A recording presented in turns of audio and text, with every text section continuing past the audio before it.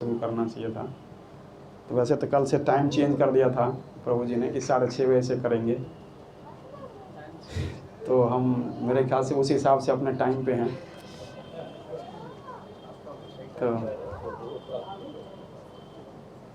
तो कल जैसे मैं भगवान की बाल लीला बता रहा था, तो थोड़ा सा आप चर्चा करेंगे कि वस्तुतः यह रामायण इस भौतिक जगत में कैसे आया।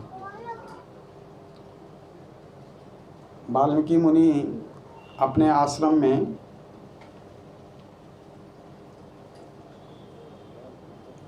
बाकी अन्य दिनों की तरह ही जब सो के उठे और तो नित्य कर्म से निवृत्त होने के बाद वो प्रतिदिन किसी न किसी नदी में स्नान करने जाते थे। जहाँ उनका आश्रम था वो ऐसे डायरेक्शन में था कि वहाँ से 2 नदियाँ उनके पास पड़ती थी, एक गंगा और एक तमसा। तो रोज़ गंगा में जाते थे, बट आज पता नहीं उनका क्या मन हुआ, उन्होंने सोचा तमसा नदी की तरफ चलते हैं स्नान करने के लिए। तो आज वाल्मीकि अपने जो शिष्य जो है उनको ले करके, उनके शिष्य थे भारद्वाज, उनको साथ लेकर के वो कहाँ चले, तमसा नदी की तरफ। और तमसा नदी में स्नान करने जब गए तो रास्ते में क्या देखते हैं कि एक जो पक्षी है वो दूसरे पक्षी के साथ मेटिंग में बिजी था। और उसी समय क्या होता है कि वो एक व्याधा आता है और वो तीर से उस जो अपने काम कीड़ा में लिप्त जो दोनों पक्षी हैं उसको मार देता है। ये देख करके जो वाल्मीकि मुनि उनके अंदर बहुत बहुत क्षुब्ध हो जाते हैं और बहुत दुख होता है, और अनायास उनके मुंह से निकल पड़ता है, मां निषाद प्रतिष्ठा त्वमः गमः सा सती समा यत कौंच मिथनादेक अवधि काम मोहितम। अरे निषाद, जा तू कभी प्रतिष्ठा को, तू कभी जो चैन से रहेगा नहीं, तूने काम में आसक्त इन दोनों पक्षियों का वध कर दिया है। तो उनके मुंह से जैसे ये निकला, फिर एकदम उनको लगा अरे ये क्या बोल दिया मैंने श्राप क्यों दे दिया। जो हंटर है, जो शिकारी है, उसका तो काम है वो पक्षी को मारेगा और वही उसका जीवन है। तो मैंने क्यों क्रोध कर दिया, मैंने क्यों श्राप दे दिया। और फिर उनके शिष्य बताते हैं महाराज आपने जो बोला वो श्लोक भी था, एक आपने श्राप तो दिया बट श्लोक के रूप में निकल गया, वो तो अनुष्ठुप छंद का श्लोक बन गया। तो उनको भी बड़ा आश्चर्य लगा, ऐसे कैसे हो गया। इस पर चर्चा करते रहे और स्नान करके जब वापस आए हैं अपने आश्रम में, तो जैसे ही आश्रम में वापस आते हैं उसी समय क्या होता है, ब्रह्मा जी वहाँ पर उनके आश्रम में आते हैं। और ब्रह्मा जी जो हैं तो बड़े आश्चर्य लग गया उनको। ब्रह्मा जी आश्रम में आ गए, प्रणाम किया, उनको आसन दिया, फिर बैठे कि परमपिता बताइए क्या क्या आदेश है। कह रहा कुछ नहीं, तुमने अभी एक हंटर को श्राप दिया था। कह रहा मेरे से गलती हो गई, बहुत बड़ी गलती। कहने गलती नहीं है, मैं चाहता था कि तुम ऐसा करो। तो तुमने जो श्लोक बोला है वो तुम्हें बस वही करना है कि ऐसे भगवान राम के लिए पूरे एक रामायण की रचना करनी है। और उन्होंने राम कथा के बारे में उनको काफ़ी सारी चीज़ें बता दी कि राम कैसे हैं, कैसे इस तरह से अभी जो हैं वो प्रकट होने वाले हैं। ये पहले की बात हो रही है सारी बातें। और नारद जी भी उनको ये कथा थोड़ी बता चुके थे, क्योंकि जब उन्होंने नारद जी से पूछा था कि कोई ऐसा व्यक्ति है पृथ्वी पर, कोई ऐसा व्यक्ति है या होने वाला है जो बहुत वीर भी हो, बहुत नैतिकवादी भी हो ना, जिसके अंदर बहुत सारी शक्तियाँ हो, जो बहुत सुंदर भी हो। तो कहा कि हाँ एक ही व्यक्ति है और भगवान राम प्रकट होने वाले हैं। तो वाल्मीकि मुनि वस्तुतः भगवान राम के आने से पहले से वाल्मीकि रामायण की रचना शुरू कर चुके थे, और वो उन्होंने संपन्न किया जब सीता उनके आश्रम में आई। और जब अब वो जितने भी कैरेक्टर थे रामायण में, अब वो भी उसके पार्ट बन गए थे, क्योंकि लव कुश को लेकर के वो अयोध्या भी आते हैं अंतिम समय में। और जब हम चर्चा करेंगे इस कथा की तो आपको बताऊंगा। इस तरह से जो है ये रामायण को उन्होंने लिखना शुरू किया और वाल्मीकि रामायण इसी तरह से अस्तित्व में आया था। और रामचरितमानस का जो है वो शिव और पार्वती के एक स्वप्न देखने पर भगवान शिव के इंस्ट्रक्शन पर जो है वो तुलसीदास जी ने ये लिखना शुरू किया था। और उन्होंने बाद में इसको टेस्ट के लिए लिखने के बाद विश्वनाथ मंदिर में भी रखा इसको, जो अभी वाराणसी में विश्वनाथ मंदिर है, उस मंदिर में इस रामचरितमानस को रखा गया था कि अगर इसमें कुछ गलतियां हैं और कुछ मैंने कुछ अलग तरह से लिखा है कुछ, तो कृपा करके इसमें उन्होंने भगवान शिव से प्रार्थना की कि इसको करेक्ट कर दीजिए या ये किताब गायब हो जाए। लेकिन वो जब वो बाहर अगले दिन जाते हैं तो उस किताब पर जो है वो फूल डाल के वो उनको वापस मिलता है कि फूल डाला हुआ था और बिल्कुल इस भौतिक जगत का फूल नहीं, इतना सुंदर फूल उनके उस बुक पर डाला हुआ था। तो ये अप्रूवल था शिव जी की तरफ से कि जो कुछ भी तुमने लिखा है बिल्कुल ठीक है। इस तरह से जो है अब आगे कल में बाल लीला की चर्चा करते कि वशिष्ठ मुनि के आश्रम में भगवान राम, अब राम और लक्ष्मण सब बड़े हो रहे थे और दशरथ की चिंता बढ़ती जा रही थी। दशरथ की चिंता क्यों बढ़ रही थी? उनको लग रहा था कि राम अब बड़े हो गए हैं तो मुझे उनकी शादी की भी चिंता होनी चाहिए ना, क्योंकि हालांकि उस समय में आयु बहुत अधिक होती थी लेकिन फिर भी उनको चिंता थी कि राम का विवाह मैं बहुत जल्दी करूँगा। उनको ये था कि क्योंकि बहुत लेट उनका बेटा हुआ था, उनको ये था कि मैं बेटे की शादी बहुत जल्दी करूँगा। और ऐसा सोच रहे थे, एक दिन अपने दरबार में थे अपने कोर्ट में, तो उसी समय क्या होता है कि विश्वामित्र जी का आगमन हो जाता है। वो देखते हैं कि गेट पे कुछ आवाज़ हो रही है कुछ,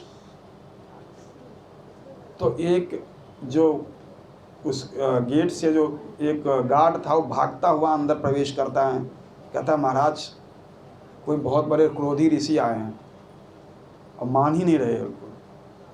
तो दशरथ समझ गए कि कोई साधारण ऋषि नहीं होगा, भाग के गए बाहर, क्योंकि ऋषियों और ब्राह्मणों के लिए इन राजाओं के प्रति मन में बड़ा श्रद्धा होता था।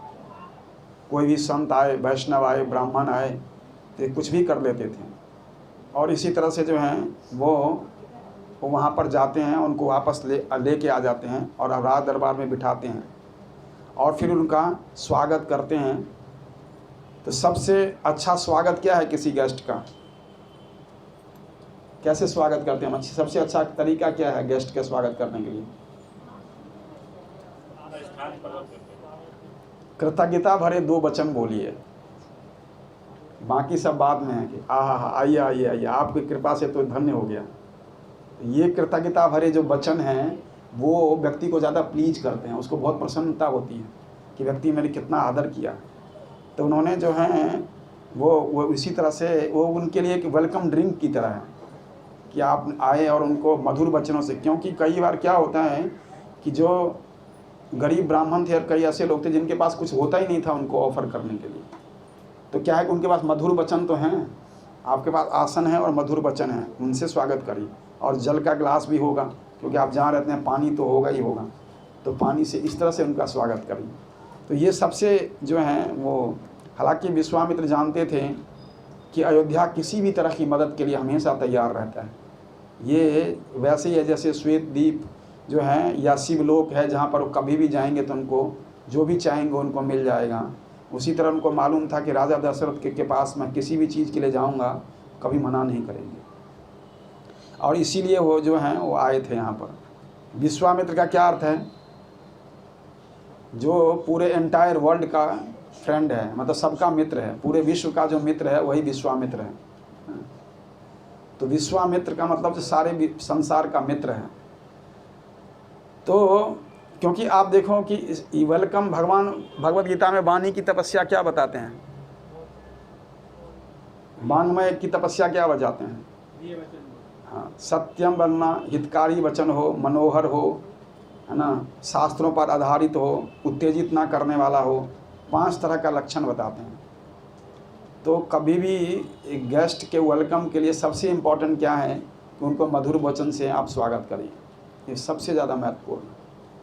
और गृहस्थों का ये बहुत बड़ा धर्म है गृहस्थों के लिए अगर आप घर में आए हुए अतिथि का स्वागत नहीं करते तो निश्चित रूप से हमारा इस भवसागर से पार जाना बहुत मुश्किल है। तो एक उसमें से बहुत इम्पॉर्टेंट चीज़ है, वो है अतिथियों का स्वागत। हालांकि आजकल अतिथि आते नहीं हैं, है ना। आजकल तो सब पक्का है, पहले से पता होता है कि वो अतिथि नहीं कहा जाते। अतिथि का मतलब कोई कभी भी टपक पड़े, बिना बताए ना, बिना सूचना दिए और किसी भी समय। तो इसीलिए जो है उसमें तो बड़ों दूसरों को प्रभावित जो बोलने वाला वचन है वो बोलना कई बार बहुत आसान भी होता है, लेकिन एक्चुअल में हम उसके ऊपर खड़े उतरें तो वो ज़्यादा मुश्किल होता है। तो उन्होंने वो यहाँ पर आए और उन्होंने दशरथ जी ने उनके से कहा कि बताइए मैं क्या सेवा कर सकता हूँ आपकी। उनके दरबार में वामदेव, वशिष्ठ, सारे ऋषि भी बैठे थे, बाकी सभी लोग थे, पूरा दरबार लगा हुआ था। और उस समय वो क्या बोलते हैं कि महाराज मैं आपसे कुछ मांगने के लिए आया हूँ। तो कहा कि आपका है राज्य है, आप कहिए जो चाहिए आप ले लीजिए, आपका ही राज्य है ये। उन्होंने कहा नहीं, मैं राज्य से तो पहले ही विरक्त हो चुका हूँ, मुझे राज्य की आवश्यकता नहीं है। बस मैं एक छोटी सी प्रार्थना लेकर आया हूँ और ये है कि आप अपने पुत्र, ज्येष्ठ पुत्र राम को मुझे दे दीजिए। ये सुनते ही भरत को लगा, दशरथ जी को लगा कि किसी ने उनकी सांस रोक ली है और सुनते ही मूर्छित हो गए। अपने जो आसन पर बैठे थे उस आसन पे ही मूर्छित हो गए। तकरीबन 1 घंटे में उनको होश आया और फिर थोड़ा सा नॉर्मल हो के फिर बात करने लगे। कहा महाराज राम किस लिए चाहिए?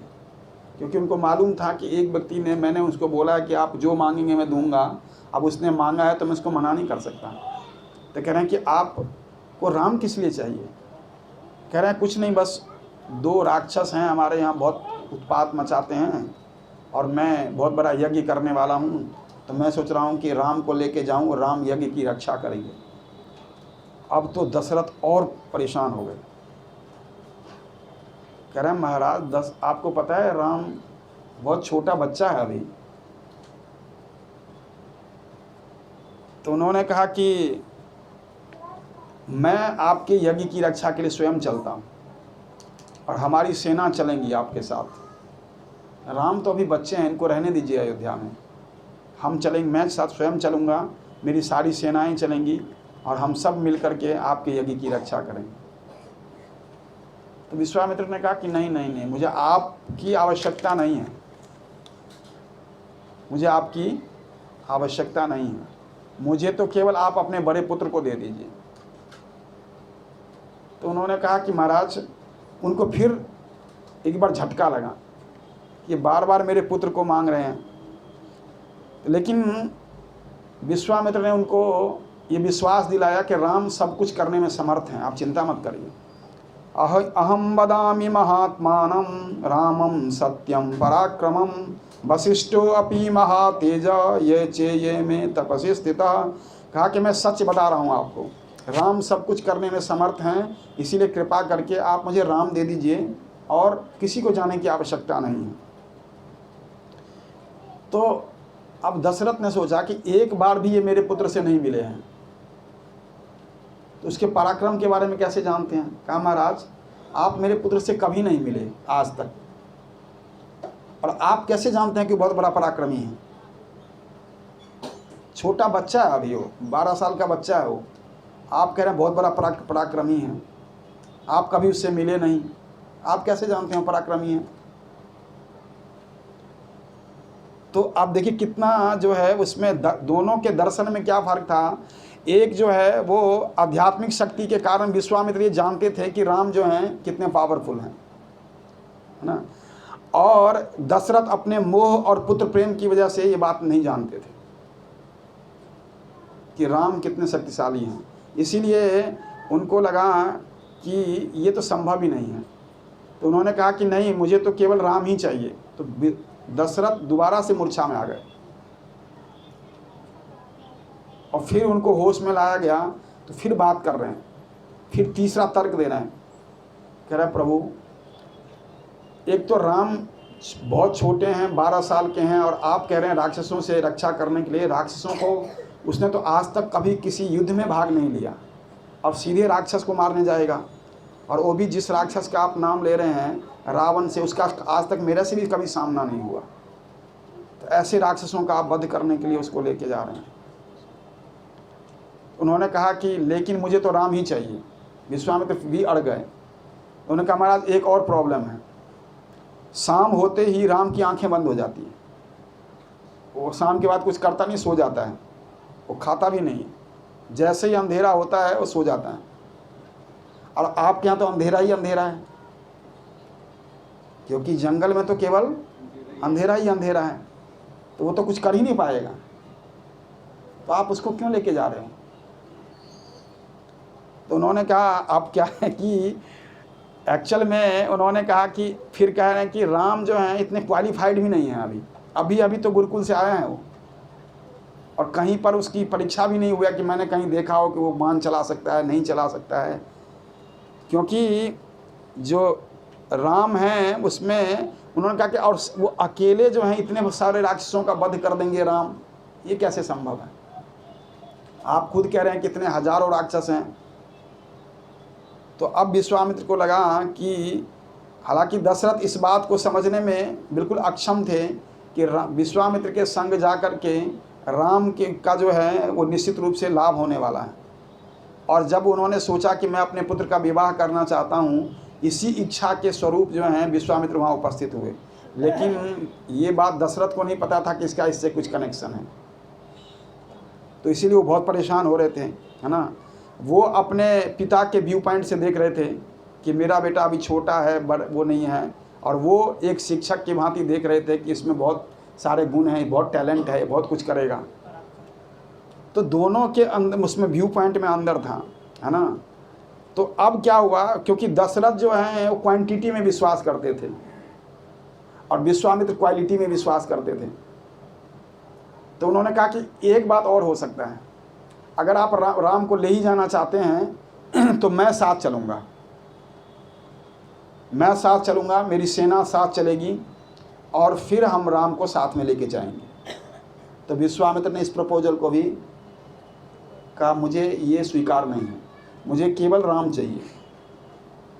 दशरथ जो हैं वो उन्होंने बिल्कुल ही मना कर दिया, फिर ये संभव नहीं है कि पिता का प्रेम, एक्चुअल में पिता का प्रेम और मोह बच्चे को दबाता है। पिता के प्रेम और मोह से क्या होता है, बच्चे के अंदर जो प्रतिभा है कई बार उसका विकास नहीं हो पाता, तो दबता है बच्चा। और शिक्षक के प्रेम बच्चे को प्रोत्साहित करता है, उसको आगे लेके जाता है। तो प्रेम दोनों कर रहे हैं, बट दोनों के प्रेम में देखिए अंतर क्या है।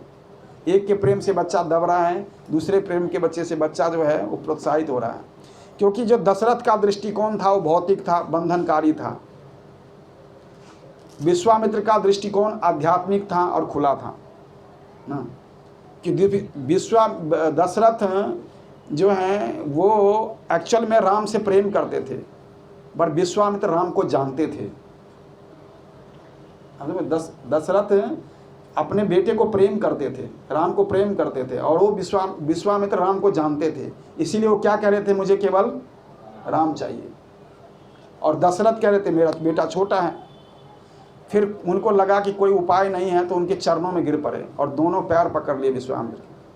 कह रहा महाराज मेरी सांसें ले लीजिए, आप कहिए मैं अपना गर्दन उतार करके इसी समय दे दूंगा। मैं तलवार खींच लिया उन्होंने, आप कहिए मैं अपना गर्दन काट के आपके चरण में रखता हूँ। राम को मत मानो, मैं राम के बिना मैं जी नहीं सकूंगा, अब राम को मत ले जाओ। मना कर दिया। विश्वामित्र क्रोधित हो गए, कह रहा वचन दे के फिर जाते हो, यही रघुकुल के लोग हो तुम। मैंने तो सुना था रघुकुल के लोग जो हैं वो वचन देकर कभी फिरते नहीं। तुम पहले रघुकुल के नरेश हो जो वचन देकर के वापस ले रहे हो। हम लोग क्रोधित हो गए ना, क्योंकि मोह की एक प्रकृति है। आप जिस चीज़ को प्राप्त करने में जितना अधिक मेहनत करेंगे, उस चीज़ को खोने का उतना अधिक डर होता है। नहीं, जो चीज़ बड़ी मुश्किल से प्राप्त होती है उसको, क्योंकि राम बहुत मुश्किल से प्राप्त हुए थे दशरथ को, तो वो चाहते नहीं थे कि दशरथ उनसे, जो राम उनसे निकल जाएं। इसीलिए अब क्या हुआ, तो ये सब दृश्य सारे दरबारी देख रहे हैं और वो वशिष्ठ जी भी सुन रहे हैं। उनको लगा फाइनली जो है वशिष्ठ जी ने हस्तक्षेप किया। वशिष्ठ जी ने कहा उनको, क्योंकि वशिष्ठ जी दशरथ से प्रेम करते थे बट वो अयोध्या से भी बहुत प्रेम करते थे। उनको लगा कि ज़रूरी नहीं है कि जो दशरथ के लिए अच्छा है वो अयोध्या के लिए भी अच्छा हो। अगर ये अभी राम को देने से इनकार कर दिया इन्होंने तो ये अयोध्या के लिए अच्छा नहीं होगा। तो सही टाइम पर सही व्यक्ति को हस्तक्षेप करने की आवश्यकता होती है, अगर आप उस सभा में हैं और उस जगह पर हैं तो दशरथ वशिष्ठ जी को लगा कि अब मेरा समय आ गया है, मुझे निश्चित रूप से हस्तक्षेप करना चाहिए। तो उन्होंने जो है वो हस्तक्षेप किया कि महाराज आप जाने दीजिए, विश्वामित्र बहुत पावरफुल ऋषि हैं और जाने से राम का भला होगा, राम को बहुत शक्तियाँ मिलेंगी ना, राम को एक्सपोजर मिलेगा, राम बाहर जाएंगे उनको अच्छा लगेगा, तो आप जाने दीजिए राम को। दशरथ बिल्कुल ही नहीं चाहते थे, लेकिन वशिष्ठ के कहने पर उन्होंने कहा कि, और फिर कह रहे हैं कि 10 दिन की बात तो है, खाली 10 दिन के तो ले जा रहे हो। तो वशिष्ठ के बात पर जो है वो उन्होंने कहा कि ठीक है, क्योंकि कई बार आप सेवा करते हुए अगर बहुत अच्छी सेवा भी कर रहे हो तो हर बार सेवा करते हुए आपको प्रसन्नता नहीं होती है। ये संभव नहीं है कि आप हर बार सेवा करोगे आपको प्रसन्नता होगी। यही दशरथ को लग रहा था कि ठीक है ना, बट उनको एक चीज़ की को सेटिस्फैक्शन बहुत था। सेवा आप अच्छे काम करके हो सकता है आप प्रसन्न ना हो, बट अच्छे काम करके संतुष्टि मिलेगी इसकी गारंटी है। अच्छे काम करके खुशी मिलेगी इसकी कोई गारंटी नहीं है, बट अच्छे काम करके संतुष्टि मिलेगी इसकी पूरी गारंटी है।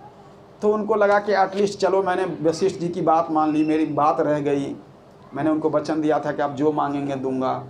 तो वो अनविलिंगली जो है राम को जाने के लिए स्वीकृति दे देते हैं। और जैसे ही अंदर आदेश जाता है कि राम को बुलाओ, तो राम और लक्ष्मण साथ ही आते हैं, उपस्थित हो जाते हैं। तो राम लक्ष्मण आ गए तो फिर उन्होंने कहा कि ठीक है। विश्वामित्र जो है फिर दशरथ को धन्यवाद देते कर राम और लक्ष्मण को लेकर के चल पड़ते हैं। और रास्ते में जो है उनको जब लेके निकल पड़े तो रास्ते में बहुत सारी जगह ऐसे आती हैं जहाँ पर राम उनसे पूछते हैं कि ये क्या है, ये क्या है, अलग अलग चीज़ों के बारे में पूछते हैं, ये जंगल के बारे में पूछते हैं, ऐसा जंगल क्यों है। इस तरह से राम जो हैं उनको लेकर के आगे जा कर के एक नदी के किनारे जो है शाम हो जाती, संध्या हो जाती है। तो विश्वामित्र कहते हैं कि राम को कि आप जो हैं आप दोनों भाई यहाँ सो जाइए, एक पत्थर की तरफ इशारा करके, और मैं जो है अभी तो जागता रहूँगा और आप दोनों सो जाएंगे, उसके बाद मैं सोऊंगा। क्योंकि विश्वामित्र को भी लग रहा था कि आज पहली बार उनको भगवान की सेवा करने का मौका मिल रहा था। तो उन्होंने कहा नहीं नहीं गुरुदेव आप सो जाइए। कहा नहीं नहीं, अब मेरा आदेश है, पहले आप दोनों भाई सोइए। इस दिन दोनों भाई को उन्होंने अलग जगह पर बोला कि आप यहाँ रेस्ट करिए। फिर नेक्स्ट सुबह हुई, फिर स्नान वगैरह करके फिर वहाँ से चले पड़े। फिर रास्ते में एक और नदी के किनारे रुकते हैं दोपहर के समय में, और विश्वामित्र उनको 2 विद्याएं देते हैं, बला और अति बला नाम की 2 विद्याएं देते हैं। किसको? राम जी को। उन्होंने राम को दिया बला और अति बला, और राम ने बाद में यही विद्या लक्ष्मण को दिया। तो आप कह सकते हो कि साथ में क्यों नहीं दिया ना, एक साथ ही तो दे रहे हो और तीसरा कोई है भी नहीं। वहाँ टेक्निकल प्रॉब्लम थी। इससे क्या होता है, इसको लक्ष्मण एक्सेप्ट नहीं करते और शायद विश्वामित्र तभी दी नहीं कि वो भी गलती नहीं करते, क्योंकि राम और लक्ष्मण को एक साथ बिठा करके एक ही विद्या देना एक साथ में इक्वल दिखाता कि राम और लक्ष्मण जो हैं सेम लेवल पर हैं। इसीलिए उन्होंने एक टेक्निकल गलती नहीं की और न लक्ष्मण इसको एक्सेप्ट करते। तो उन्होंने राम को दिया और राम ने आगे लक्ष्मण को दिया। इस विद्या की खासियत क्या थी कि ये कभी भी किसी भी समय अगर आप सोए हो जागे हो तो आपकी किसी भी राक्षस से किसी से भी आपकी रक्षा करेगी। ये पहला। दूसरा क्या था कि आप कितने भी थके हुए हो आपको कोई तभी थकान कभी महसूस नहीं होगी। ना। इस एक विद्या की खासियत ही है कि उसमें आप कभी भी कहीं पर भी रहो किसी, और इसमें आपकी सुंदरता बढ़ेगी और आपकी विद्वता बढ़ेगी। ये अति बला का लक्षण था। और बला का लक्षण क्या था कि वो जो है वो किसी भी तरह के अटैक से आपको बचाएगी। तो ये दोनों विद्याएं उन्होंने जो है राम को दी, और राम ने आगे लक्ष्मण को। फिर आगे गए तो एक नदी बह रही थी, तो कुछ अलग सा लगा, तो उन्होंने पूछा ये नदी कैसी है। तो फिर उन्होंने वो कहानी सुनाई। उन्होंने बताया कि ये मेरी बहन है। किसने सुना बताया? विश्वामित्र ने। विश्वामित्र का एक्चुअल नाम कौशिक था और उनकी बहन का नाम था कौशिकी। तो उन्होंने कहा कि ये मेरी बहन कौशिकी है जो नदी के रूप में बहती है। तो फिर उन्होंने भगवान को पूरी कहानी बताई। ये लंबी कहानी है, हम आगे बढ़ेंगे। उन्होंने कहा, थोड़ी सी मैं बताता कि इनके पिता का नाम था गाधी, और गाधी के पिता थे ब्रह्मदत्त। तो अब ये पीछे से और पीछे जाती है कहानी। तो उन्होंने कहा कि उन्होंने जो है ये उनकी कोई पुत्र संतान नहीं थी, मतलब। तो उन्होंने बड़ी मुश्किल से एक संतान प्राप्त किया। बाद में गाधी का विवाह हुआ, कौशिकी का विवाह किया उन्होंने ऋचिका से। ऋचिका कौन है? भृगु के पुत्र हैं। भृगु के एक पुत्र, दो अलग अलग पत्नियों से उनके अलग अलग पुत्र हैं। भृगु ऋषि के ही पुत्र थे शुक्राचार्य। कवि नाम उष्णा कवि, आपने सुना होगा। भगवान भगवत गीता के 10वें अध्याय में जब अपने ऐश्वर्यों का वर्णन करते हैं तो कहते हैं महर्षि नाम भृगु हम, कि महर्षियों में मैं कौन हूँ? भृगु हूँ। और कवि नाम उष्णा कवि, जो है मैं ब्राह्मणों में शुक्राचार्य हूँ। अब देखो कितने दो, एक ही परिवार के दोनों लोगों के लिए क्या कह रहे हैं ब्रह्म भगवान, ये दोनों मैं ही हूँ। और इन्हीं का एक पुत्र था ऋचिका। इनका वर्णन आगे भी आएगा। तो उन्होंने जो है वो ऋचिका से विवाह किया कौशिकी का। और कौशिकी जो हैं वो जब ऋचिका थोड़े समय के बाद वहाँ से चले गए, शरीर छोड़ के दिया, तो कौशिकी जो है उनका पीछा करते हुए चली गई, स्वर्ग में चली गई। तो उन्होंने फिर अपने पत्नी से रिक्वेस्ट किया कि ऐसे मत करो, आप प्रकृति कुछ काम करो, लोगों की सेवा करने के लिए आप नदी के रूप में पृथ्वी पर विराजमान हो जाओ। तो फिर वो बता रहे हैं विश्वामित्र कि यही मेरी बहन अपनी पति की आज्ञा को मान करके यहाँ पर नदी के रूप में बहती है। तो वो वहाँ पर जो है उन्होंने कौशिकी नदी, फिर आगे करते करते ये सब कहाँ पहुँच जाते हैं? सिद्धाश्रम। ये सिद्धाश्रम इनके आश्रम का नाम था, जो कि गंगा तट पर था। सिद्धाश्रम अभी भी है। आप में से अगर कोई जानते होंगे, अगर पटना रूट पर जाते हैं ट्रेन से तो वहाँ एक बक्सर स्टेशन आता है। उस बक्सर स्टेशन के पास अगर आप किसी रिक्शा वाले के बोलेंगे कि मामा जी के आश्रम जाना है, तो आपको इसी सिद्धाश्रम में लेके चला जाएगा। ये अभी इस आश्रम का नाम मामा जी का आश्रम है।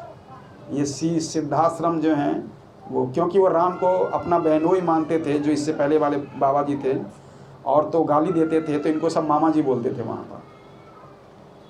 तो उन्होंने जो है इस तरह से वो अभी भी वो आश्रम मौजूद है गंगा के किनारे, और अभी भी बहुत सुंदर है। तो सिद्धाश्रम में अब पहुँच गए, और सिद्धाश्रम में जाने के बाद विश्वामित्र जी ने अगले दिन जो है यज्ञ शुरू किया। और यज्ञ शुरू होने के बाद फिर उन्होंने राम को कुछ उसके बारे में बताया कि कौन कौन किस तरह के राक्षस यहाँ पर हैं। उन्होंने बताया कि देखो, आपके सामने जो है एक स्त्री रूप में एक बहुत बड़ी राक्षसी है, आप उसको स्त्री मत समझना। क्योंकि उनको लग रहा था कि कहीं राम में हिचक ना हो कि स्त्री को मारना है पहली बार। आज पहली बार तो राम राक्षस को मारेंगे, पहली बार अयोध्या से निकले हैं धनुष बाण लेकर, और पहली बार ही किसी को मारना है। तो कह रहे थे कि राक्षसी आती है, पर आप इसको स्त्री मत समझना, वो स्त्री नहीं है। फिर वो विश्वामित्र उनको दो उदाहरण देते हैं। कहते हैं मंथरा को जो है वो इंद्र ने वज्र से मार दिया था। मंथरा कौन थी? विरोचन की बेटी और बलि महाराज की बहन, जिसने ये संकल्प लिया था कि मैं इस पृथ्वी को ख़त्म कर दूंगी। तो इंद्र ने जो है उनको अपने वज्र से मार दिया था। और फिर कह रहे हैं कि भगवान विष्णु ने जो भृगु ऋषि की पत्नी और देवहूति और कर्दम की बेटी जो कौन थी, ख्याति, उसका उन्होंने गर्दन काट दिया था अपने चक्र से। तो कह रहे हैं कि सारे उदाहरण आपके सामने हैं कि भगवान विष्णु ने एक ऋषि की पत्नी को मारा, गर्दन उड़ा दिया, और विरोचन, इंद्र ने विरोचन की बेटी को मारा। तो आप भी इसको उसी तरह से मारना, इसको समझना मत कि ये स्त्री है, स्त्री नहीं है। तो फिर भगवान राम इंक्वायरी करते हैं कि वो है कौन, यहाँ कैसे है, ये स्त्री कैसे राक्षस बनी। तो विश्वामित्र थोड़ा सा बैक से उसको उनको कथा सुनाते हैं। कहते हैं सुकेतु, एक्चुअल में क्या है कि सुकेतु नाम का एक यक्ष था। तो यक्ष की कोई संतान नहीं थी, उसने ब्रह्मा जी की तपस्या की, और तपस्या करके उसने एक पुत्री को प्राप्त किया, जिसका नाम उसने रखा तारका। इस तारका का विवाह उसने, इसके अंदर जो गुण थे वो बड़े विचित्र टाइप के गुण थे। तो इसलिए उसने सोचा कि मानव जाति में इसका विवाह कराने से क्या अच्छा है कि मैं इसका विवाह असुर जाति में करा दूँ। तो उन्होंने उसका विवाह करा दिया असुर में, एक सुंद नाम के असुर से उनका विवाह करा दिया। किसका? तारका का। तो सुंद और तारका के अब 2 पुत्र हुए, मरीचि और सुबाहु। आप समझ गए? सुंद और तारका के 2 पुत्र थे, मरीचि और सुबाहु। और सुंद एक दिन अगस्त्य मुनि को खाने के लिए दौड़े। अगस्त्य मुनि एक बार वहीं से जा रहे थे, तो अगस्त्य मुनि को उन्होंने मारना चाहा, लेकिन अगस्त्य मुनि ने क्या किया, उनको श्राप दे के भस्म कर दिया। तो इस बात से जो है वो तारका बहुत क्रोधित हुई। तो तारका अपने दोनों पुत्रों मरीचि और सुबाहु के साथ अब हर ऋषि को तंग करते थे और बदला लेना चाहते थे। इसीलिए वो विश्वामित्र के आश्रम में आकर के इनके साथ 14,000 और भी असुर थे, जो कि हर आश्रम में सब लोगों को तंग करते थे। तो भगवान राम को जब उन्होंने पूरी बात बता दी कि कृपा करके आप किसी भी तरह से जो है इसके ऊपर बिल्कुल भी वो मत करना, मतलब उसके ऊपर अपना हृदय थोड़ा भी, और ये भी मैं बता रहा हूँ राम कि इसका वध शाम संध्या होने से पहले करना पड़ेगा, क्योंकि संध्या होने के बाद इनकी ताकत बढ़ जाती है। जो असुर लोग हैं उनकी क्या होती है, संध्या होने के बाद बहुत ताकत बढ़ जाती है। तो कृपा करके इनका संध्या होने से पहले वध कर दीजिएगा। तो उन्होंने कहा कि हाँ ठीक है गुरुदेव। और बाद में भगवान राम जो हैं वो लक्ष्मण को उस यज्ञ भूमि के आसपास खड़े कर देते हैं, और स्वयं जो हैं वो धनुष बाण लेके निकलते हैं मारने के लिए। और लक्ष्मण को कहते हैं कि आप यहाँ से मत जाना, क्योंकि यहाँ आसपास अगर कोई आ जाए पीछे से तो आप उसका वध कर देना, मैं ज़रा इनको देखता हूँ।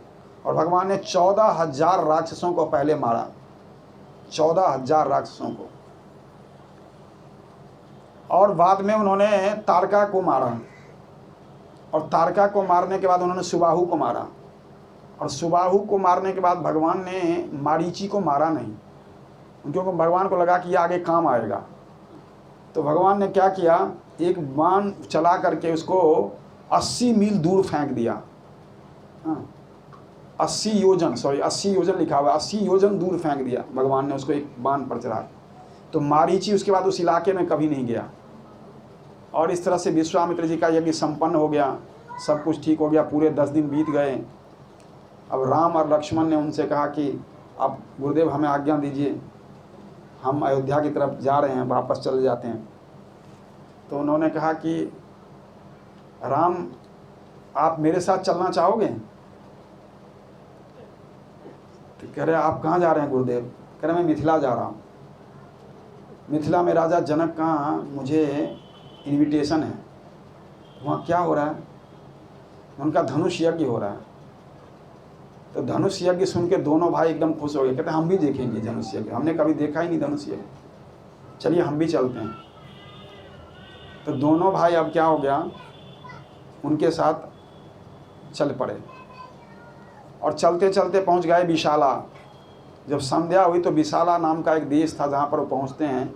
विशाला पहुँचे, मत्स्य पहुँचे, उसके बाद मिथिला पहुँचे वो। तो विशाला में के राजा बाहर आए, उन्होंने कहा कि हमारे राज दरबार में चलिए। तो कहा नहीं नहीं नहीं, आप हमारे लिए यहाँ व्यवस्था कर दीजिए। तो आउटस्कर्ट्स में, मतलब जो बाहर गार्डन वगैरह होता था पहले के राजाओं के, तो वहाँ पर उनके लिए पूरी व्यवस्था करी। फिर दूसरे राज्य में गए नेक्स्ट डे, और फिर अंतिम 3-4 दिन के बाद वो मिथिला में प्रवेश करते हैं। और मिथिला में प्रवेश करने के बाद जो है वो राम जो है मिथिला की सुंदरता देख के बहुत मतलब आकर्षित हुए कि बहुत सुंदर है मिथिला। हाँ, कहा हाँ राम यहाँ तो इसमें, तो उन्होंने मिथिला में जा कर के एक राम उनको, विश्वामित्र उनको एक रास्ते से लेके गए, और कहाँ लेके गए? गौतम ऋषि के आश्रम में। ये गौतम ऋषि का आश्रम अभी भी है, और जहाँ भगवान ने जो है उनका अहिल्या जी का उद्धार किया था, वो आश्रम अभी है। तो उस आश्रम में वहाँ लेके गए, तो फिर देखा उजरा हुआ, सारे चीज़ें उजरी हुई हैं। तो उन्होंने पूछा कि यहाँ क्या है गुरुदेव? तो कहा कि यहाँ गौतम ऋषि की पत्नी अहिल्या जो है ये पत्थर के रूप में परिणत हो गई हैं, तो आप इनके ऊपर कृपा करिए, क्योंकि आपके लिए ही ये इतने वर्षों से जो हैं, इतने वर्षों से इनको गौतम ने श्राप दिया था। अब गौतम ऋषि के श्राप को सत्य करने का अब समय आ गया है। गौतम नारी श्राप वश उपल देह धरि धीर, चरण कमल रज चाहती कृपा करहूँ रघुवीर। कृपा करिए कि इनके आप अपना चरण जो हैं इनके ऊपर रखिए, ताकि इनका उद्धार होगा। तो भगवान थोड़े ठिठक गए, ये तो ब्राह्मण की स्त्री हैं, मैं अपना चरण कैसे रखूँगा इनके ऊपर? तो भगवान ने क्या किया, अपने अंगूठे से ऐसे करके चरण रज को उस पत्थर की तरफ फेंक दिया, मतलब बिल्कुल क्लोज करके उन्होंने मिट्टी को उस पत्थर की तरफ फेंक दिया। और जैसे ही फेंका वैसे क्या हुआ, अहिल्या जी प्रकट हो गए। और अहिल्या जी बहुत प्रसन्न हुई और भगवान को प्रार्थना कर रही हैं कि उनको लगा कि मेरे लिए तो बहुत अच्छा हो गया। पर सत पद पावन शोक न सावन, प्रगट भई तप पुंज सई। देखत रघुनायक जन सुखदायक, सन्मुख होई कर जोरी रही। हाथ जोड़ करके भगवान से प्रार्थना करने लगे। फिर लास्ट में क्या कह रही हैं, मुनि श्राप जो दिन अति भल किन्हा, परम अनुग्रह में माना। कि बहुत अच्छा किया, श्राप दे दिया। गौतम ने जो मुझे श्राप दिया ना, बहुत अच्छा किया, क्योंकि अगर वो श्राप नहीं देते तो मैं आज आपको देख नहीं पाती, आज आप मेरे सामने नहीं होते, आज आप मेरा उद्धार नहीं करते। तो मैं अपने पति को बहुत धन्यवाद देती हूँ कि उन्होंने पत्थर बनने का श्राप दे दिया। क्या पद कमल परागा रस अनुरागा, मन मन मधुप करे पान। मैं आपके इस चरण रूपी, कमल रूपी चरण को कैसे देख पाती। तो हे राम, मेरे पति ने तो बहुत अच्छा किया, मेरे ऊपर बहुत कृपा करी उन्होंने। एक्चुअल में माता अहिल्या कोई साधारण स्त्री नहीं थी,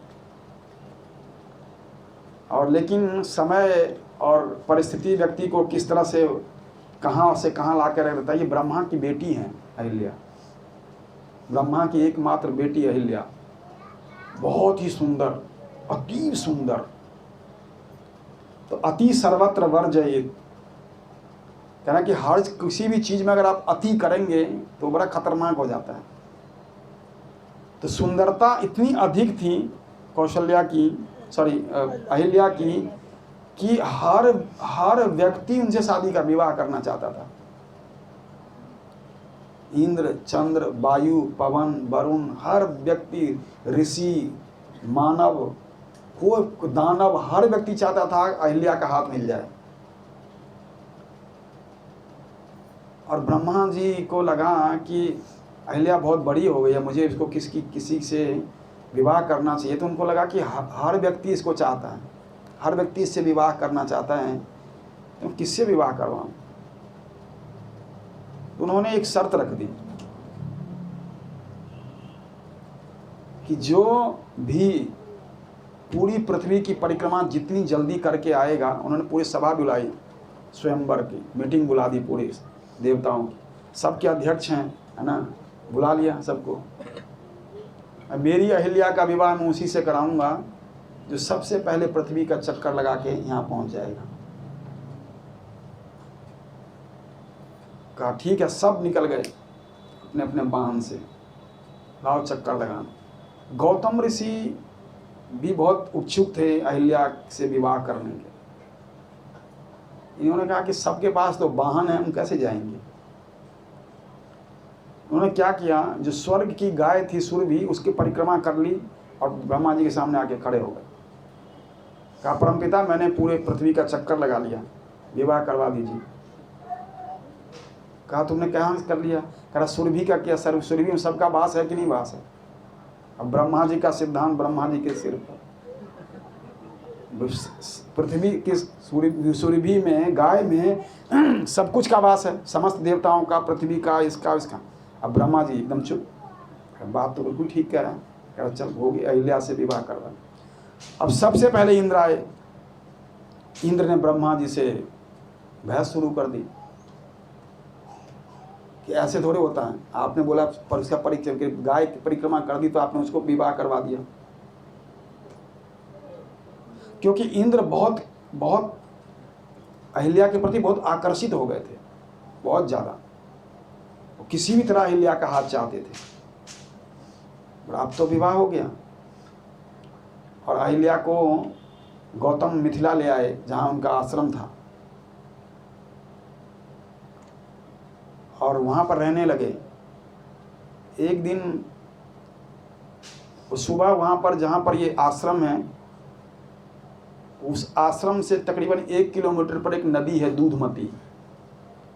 दूधमती नदी अभी भी है, वो दूधमती नदी। दूधमती गंगा की सब्सिडरी है, मतलब गंगा की एक सहायक नदी है दूधमती। कमला, विमला और दूधमती। तो दूधमती में स्नान करने जाते थे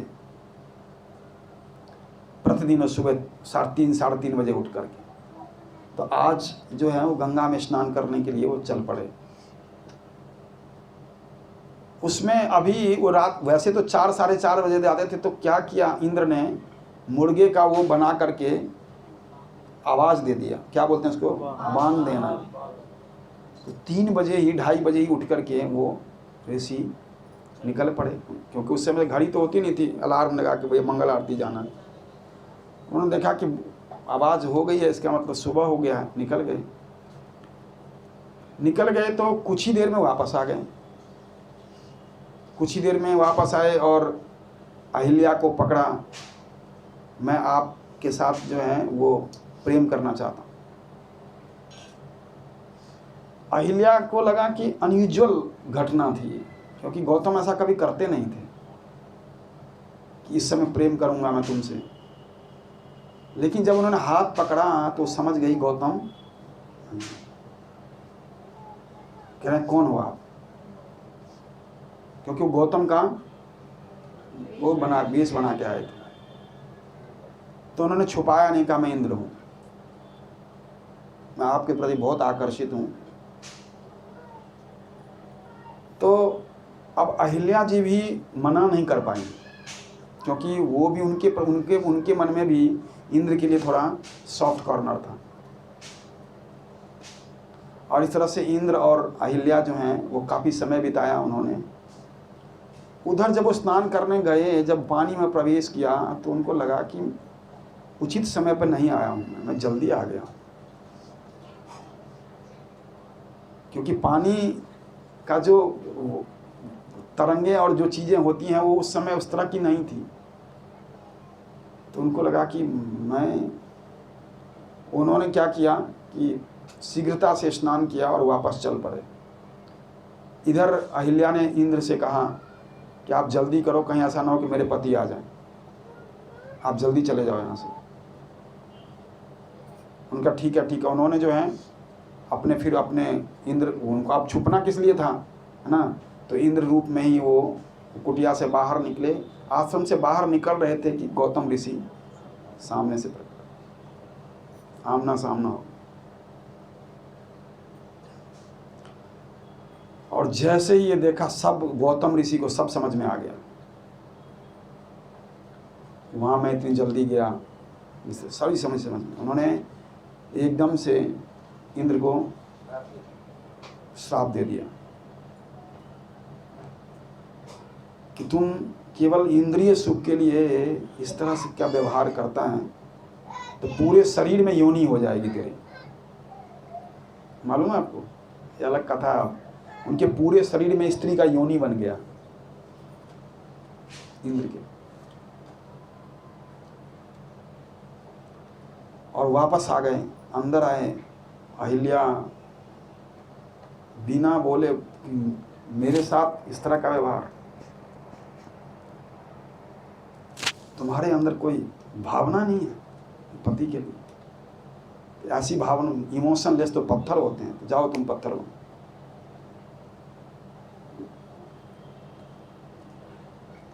अहिल्या ने कहा कि हालांकि अहिल्या सब प्रकार से ताकतवर थी, वो गौतम को काउंटर श्राप दे सकती थी। उस समय कोई स्त्री और कोई व्यक्ति इस तरह से नहीं होता था उसके अंदर शक्ति ना, और वो भी ब्रह्मा की बेटी, आप समझ गए। और उन्होंने श्राप को ग्रहण कर लिया और हाथ जोड़ के बोला कि मेरे उपाय है, मेरे कुछ इस प्रायश्चित का करूँ मैं, या इसका कोई उपाय है कि मेरा उद्धार होगा।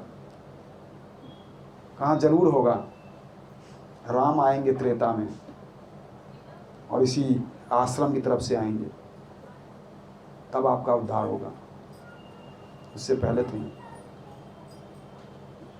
कहा ये भी बड़ी अच्छी बात है कि मैं भगवान राम मेरा उद्धार करेंगे। और इस तरह से वो अहिल्या आज भगवान राम ने उद्धार कर दिया।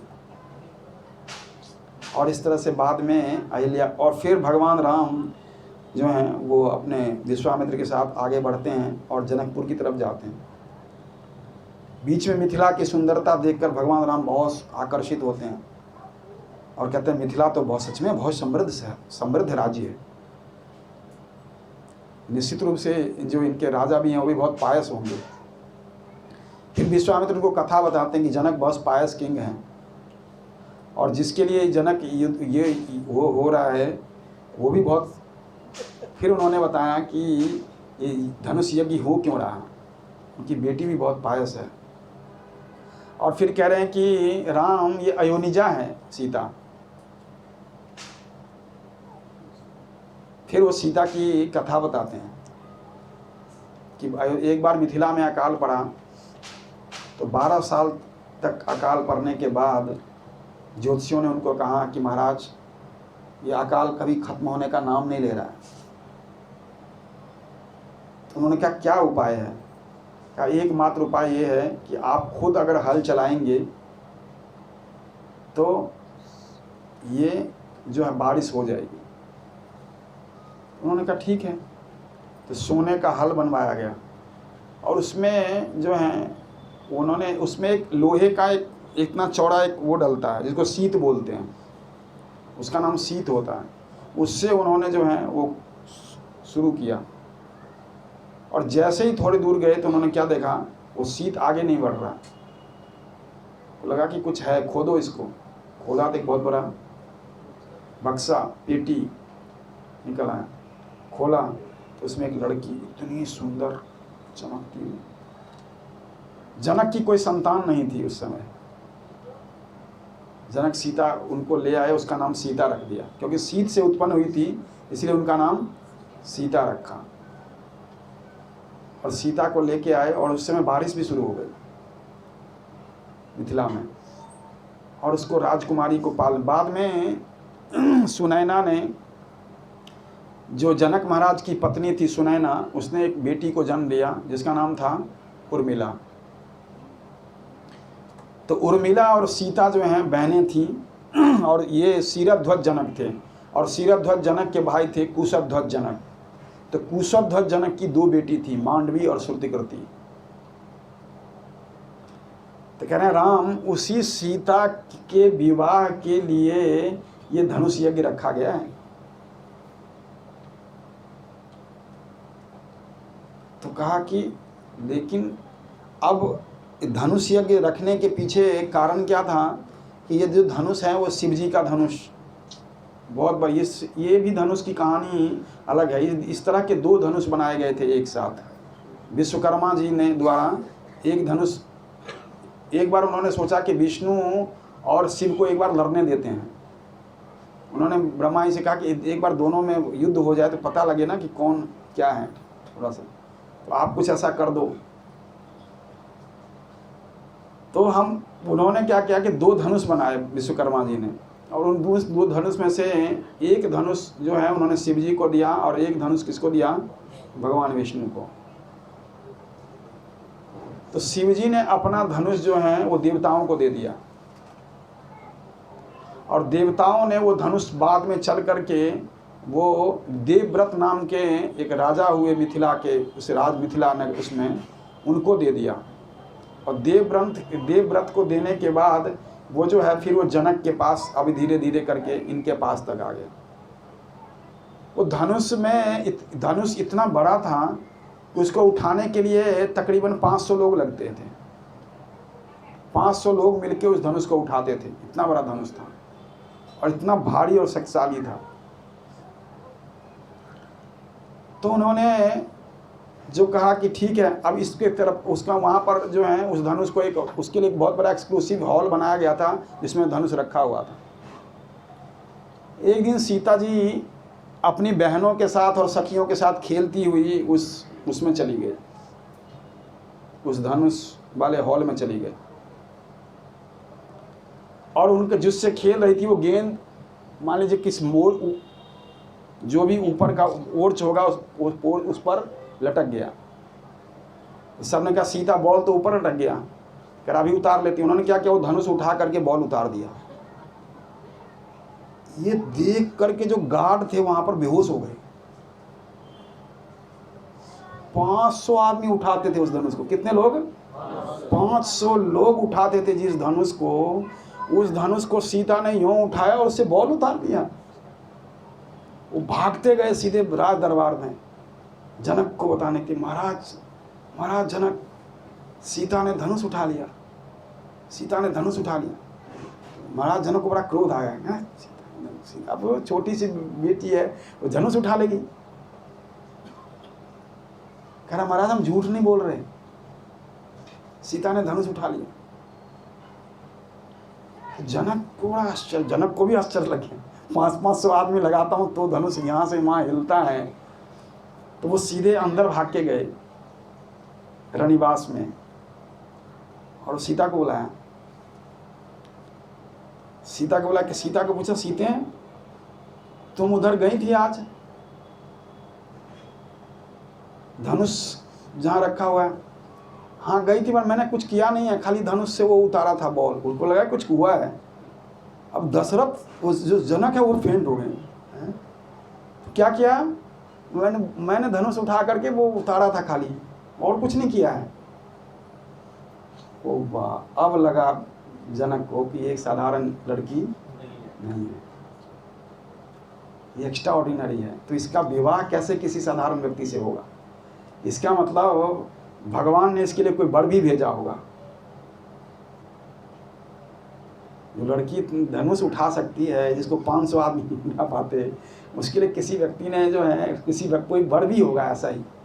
तभी उन्होंने जो है वो ये घोषणा कर दी कि मेरी बेटी का विवाह तब होगा जब कोई इस व्यक्ति को इस पर प्रत्यंचा चढ़ा करके इस पर धनुष चढ़ाना। तो ये वो शिव जी वाला जो है धनुष था। ये वो पूरी कहानी बता रहे हैं विश्वामित्र कि वही धनुष जो है अब वहाँ पर रखा हुआ है, और उसी धनुष का, और सारे राजा आ रहे हैं, कई दिनों से चल रहा है। और जो भगवान राम और लक्ष्मण जब पहुंचते हैं तो जनक जी बहुत स्वागत करते हैं उनका, और उनको बहुत अच्छी जगह पर ठहराते हैं। और वहाँ पर जो हैं वो राम लक्ष्मण वहाँ, और वो राम लक्ष्मण नेक्स्ट डे जो हैं एक उसमें जाते हैं, फुलबाड़ी थी एक जगह, वो अभी भी है फुलबाड़ी। सीता जी का बर्थ प्लेस भी है अभी, सीतामढ़ी एक जगह है, ये नॉर्थ बिहार में। अभी ये मिथिला का एक हिस्सा है वो, और वहीं पर अभी भी जो है वो बनाया भी हुआ है टूरिज्म डिपार्टमेंट की तरफ से। वो हल बना हुआ है, वो जगह है, पूरी, जहाँ पर सीता जी निकली थी। अभी तो वहाँ बहुत बड़ा मंदिर बन गया है। तो उन्होंने जो है फुलवारी में जब राम लक्ष्मण फूल लेने के लिए गए हैं तो उन्होंने सीता को पहली बार देखा और सीता ने राम को पहली बार देखा उस फुलवारी में, द फर्स्ट टाइम। सीता ने भी राम को देखा और राम ने भी सीता को देखा। तो राम लक्ष्मण से कह रहे हैं कि पहली बार किसी स्त्री के प्रति मैं आकर्षित हो रहा हूँ लक्ष्मण, पता नहीं क्यों, आज तक कभी ऐसा हुआ नहीं, पता नहीं ये कौन है। उधर सीता भी अपनी सहेलियों से कह रही हैं कि मैं पहली बार किसी पर पुरुष को देख के आकर्षित हो रही हूँ।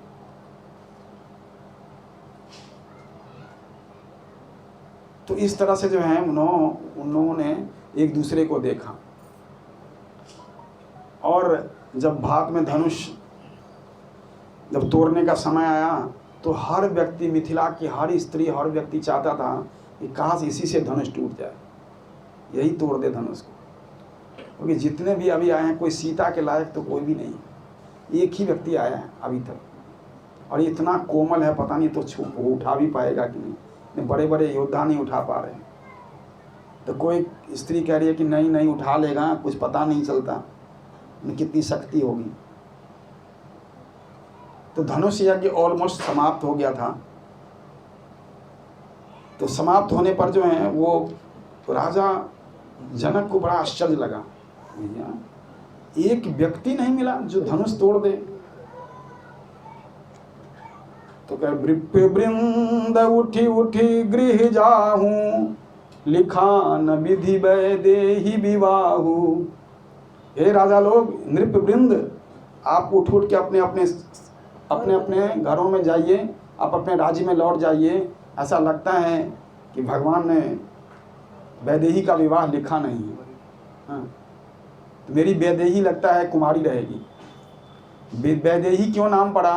विदेह की बेटी होने की वजह से, क्योंकि महाराज जनक को विदेह कहा जाता था। ये नाम भी तब शुरू हुआ जब महाराज निमि के शरीर को मथा गया था, तो उनके मथने से एक व्यक्ति पैदा हुआ जिसका नाम था मिथि, और मिथि के ने बसाया मिथिला राज्य। राज्य तो पहले भी था पर इसका नाम कुछ और था, उसके बाद ये मिथिला के रूप में जाना जाने लगा।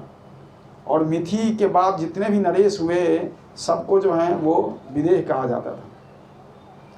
तो कहा कि वैदेही जो है, और जानकी जनक की बेटी, इसीलिए सीता क्योंकि सीत से उत्पन्न हुई थी, है ना, जनक नंदिनी क्योंकि जनक की पुत्री हैं, तो इसलिए सीता जी का ये अलग अलग नाम है ना।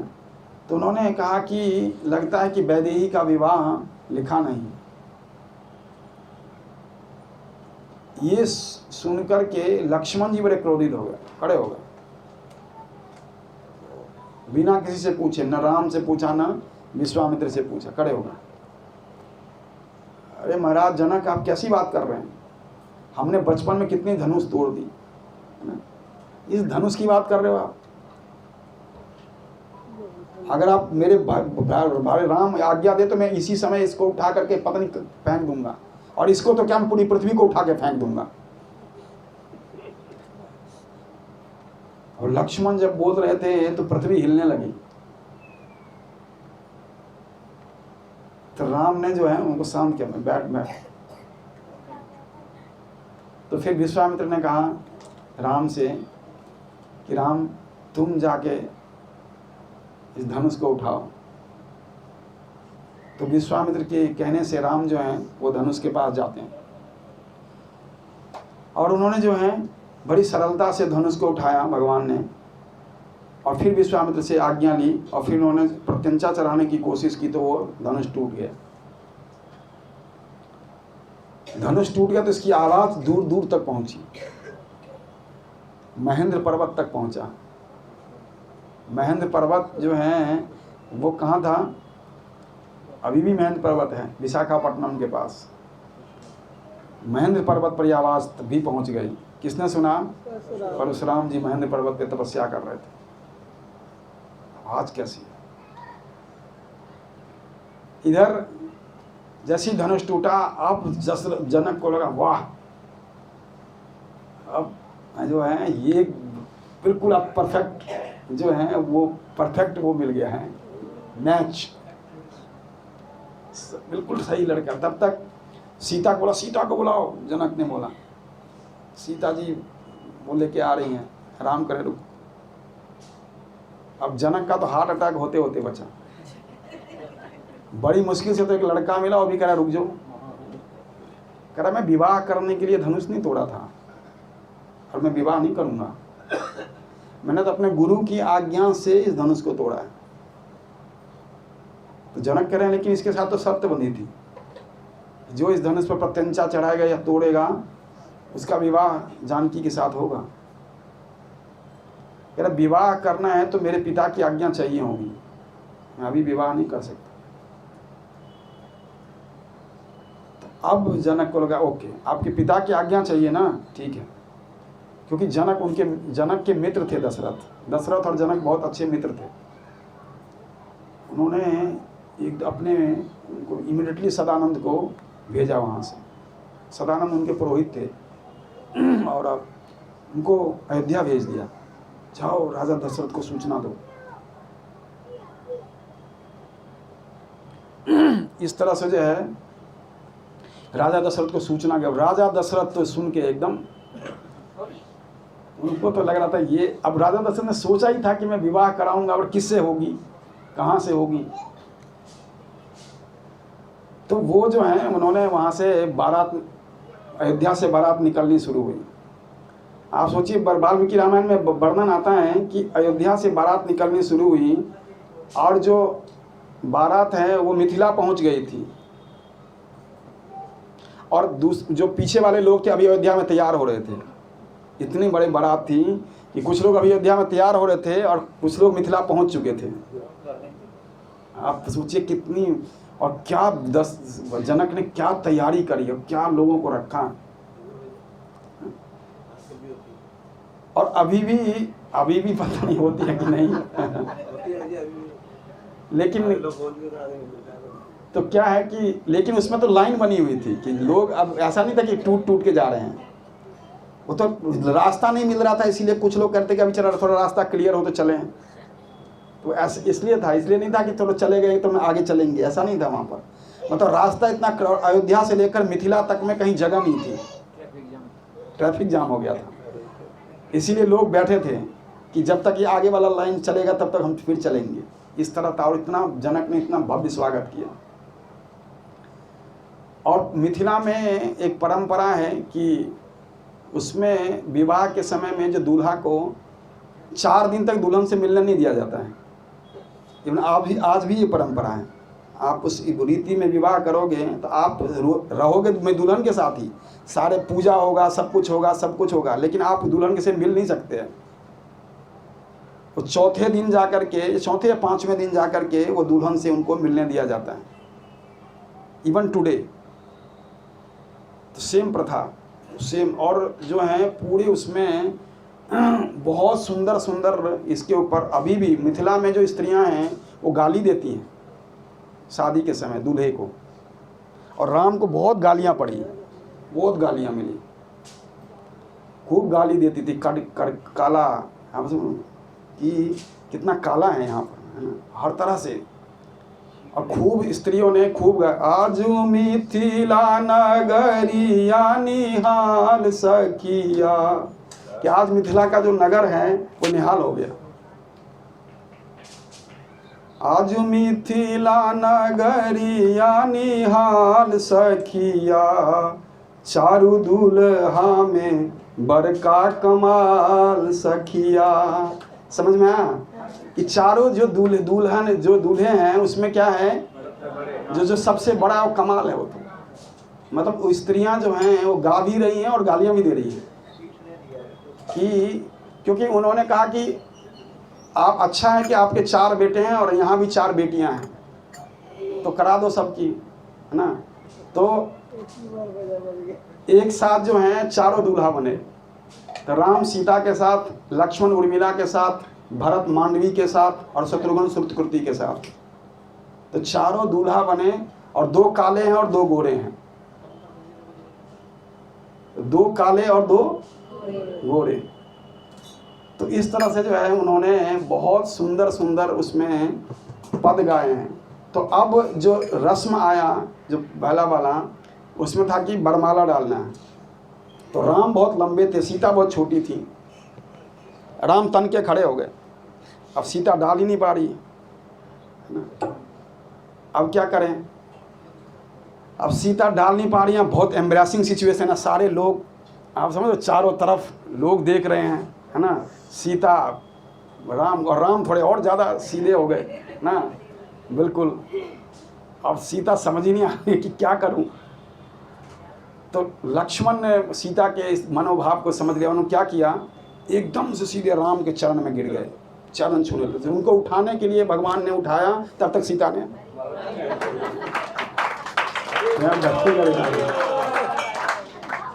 उन्होंने जो है उसमें गले में माला डाल दी।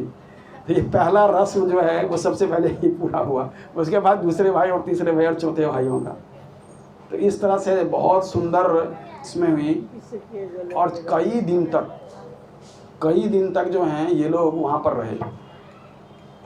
1 महीने तक जो हैं वो दशरथ जी वहाँ पर मिथिला में रहे और सारा प्रोग्राम हुआ। फिर जाने लगे तो जो उनको वहाँ की जो स्त्रियां हैं वो कह रहे थे कि मत जाओ यहाँ से, कहें कृपा करके यहाँ से मत जाइए। ए पहुना ही मिथिले में रहूना, ए पहुना ही मिथिले में रहूना, जोने सुखवा ससुरारी में तोने सुख और कहीं ना, ए पहुना ही मिथिले में रहूना, ए पहुना ही मिथिले में रहूना।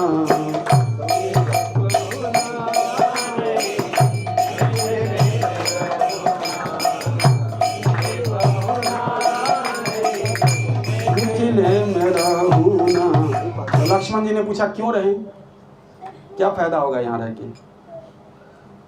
सखियां कह रही हैं कि आपका तो फायदा नहीं होगा, या आपका भाई जो है ना काला, इसका बहुत फायदा होगा इनका। तो कह रहे इनका क्या फायदा है, रोज सवेरे उबटन मल के इतर से नहवाई, रोज सवेरे उबटन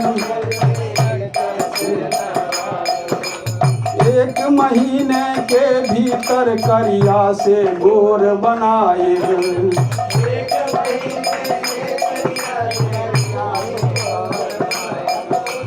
1 महीने के भीतर करिया से गोर बनाए,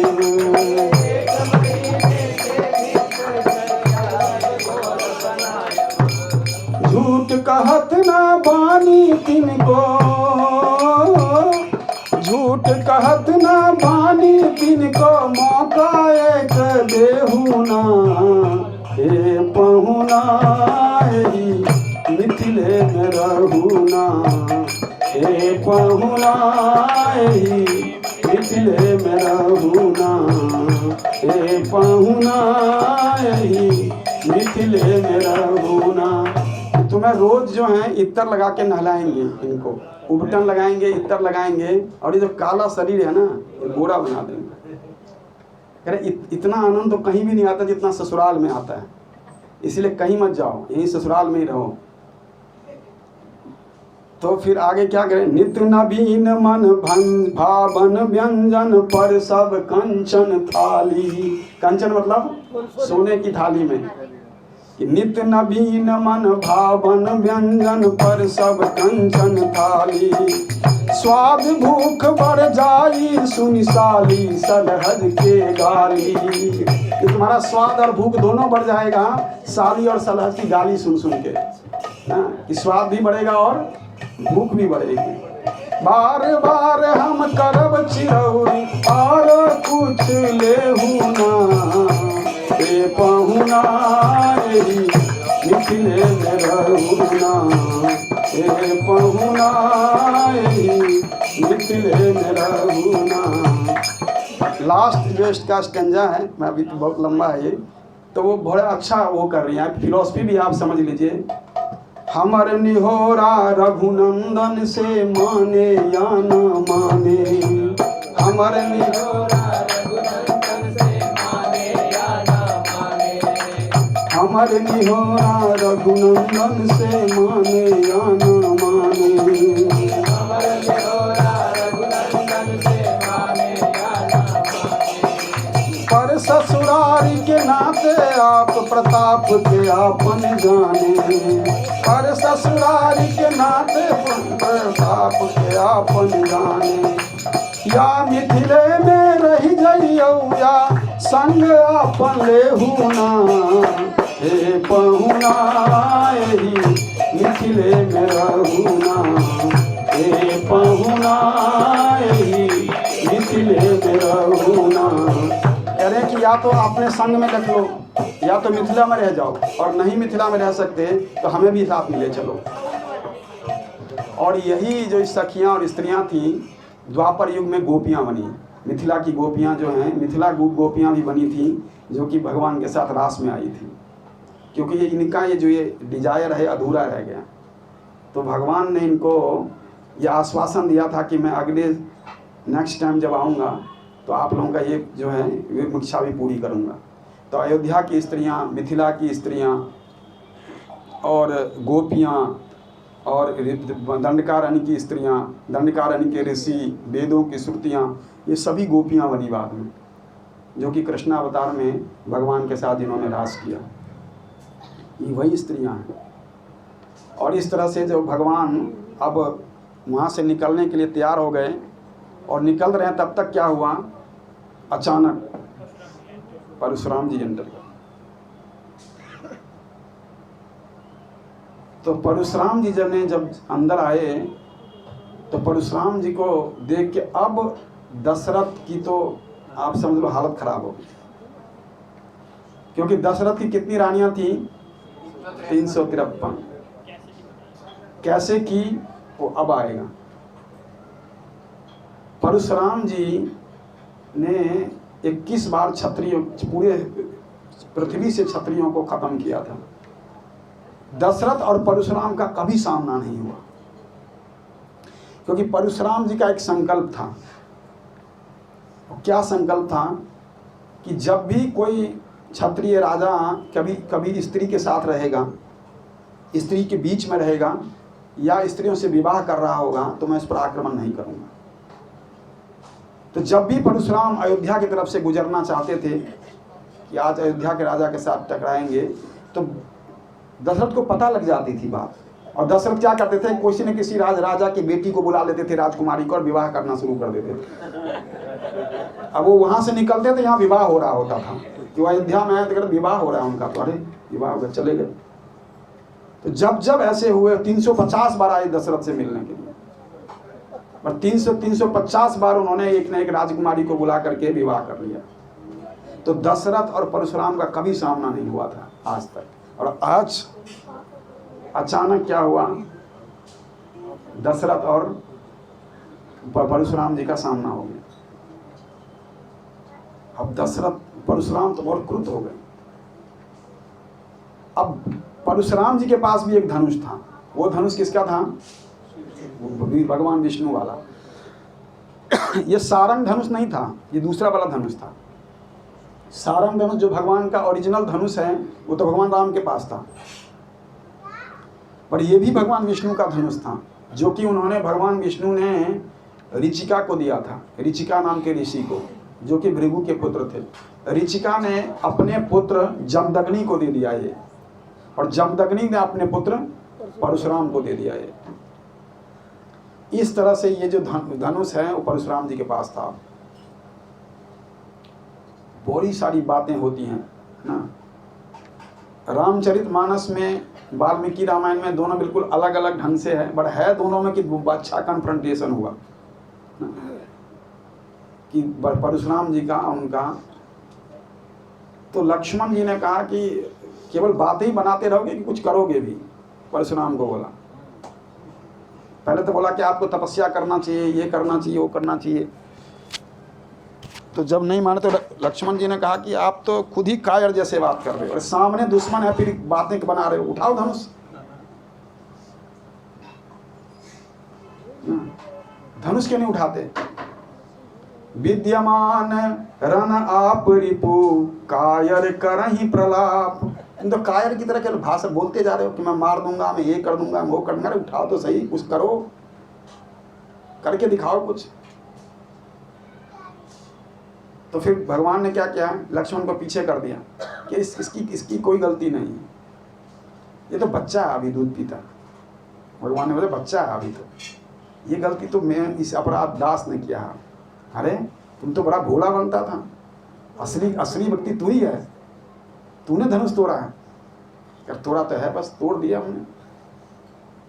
करे ऋषि कई धनुष पहले भी तोड़े थे, एक आवाज आज टूट गया, कोई नुकसान तो हुआ नहीं। और हम तो विप्र की पूजा करने वाले लोग हैं, तो आप विप्र हैं, हम आपके लिए आपके प्रति असम्मान की बात कर भी नहीं सकते और आपसे युद्ध करने की तो सोच ही नहीं सकते।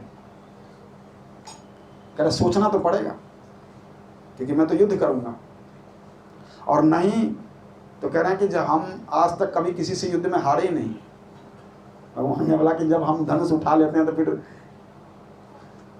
तो कह रहे हैं कि अब थोड़ा उनको परशुराम जी को लग गया कि ये व्यक्ति कुछ अलग वो है। अच्छा कहा कि अगर मैं तुम्हें मान जाऊंगा, अगर उन्होंने अपना धनुष उतारा, करें इस धनुष पर प्रत्यंचा चढ़ा दो, अगर तुमने चढ़ा दिया इस पर तो मैं समझ जाऊंगा कि तुम कौन हो। तो भगवान ने लिया और प्रत्यंचा चढ़ा दिया, तो चलो निकाल के चढ़ा दिया तीर। अब उनको समझ में आ गया कि विष्णु स्वयं है। फिर उन्होंने प्रणाम किया, कह रहा ऋषि आप तो काम नहीं चलेगा प्रणाम से। भगवान राम ने कहा ये बाण जो चढ़ गया है इसका कुछ तो होगा, या तो मैं आपके डिमेरिट्स उठा, मतलब आपके जितने भी मेरिट्स हैं, आप तक जितनी तपस्या करी है आपने वो सारा उठा लूँ, या फिर कहीं डिस्ट्रक्शन करूँ। आप बताइए क्या करूँ? आप जो कहेंगे वही होगा।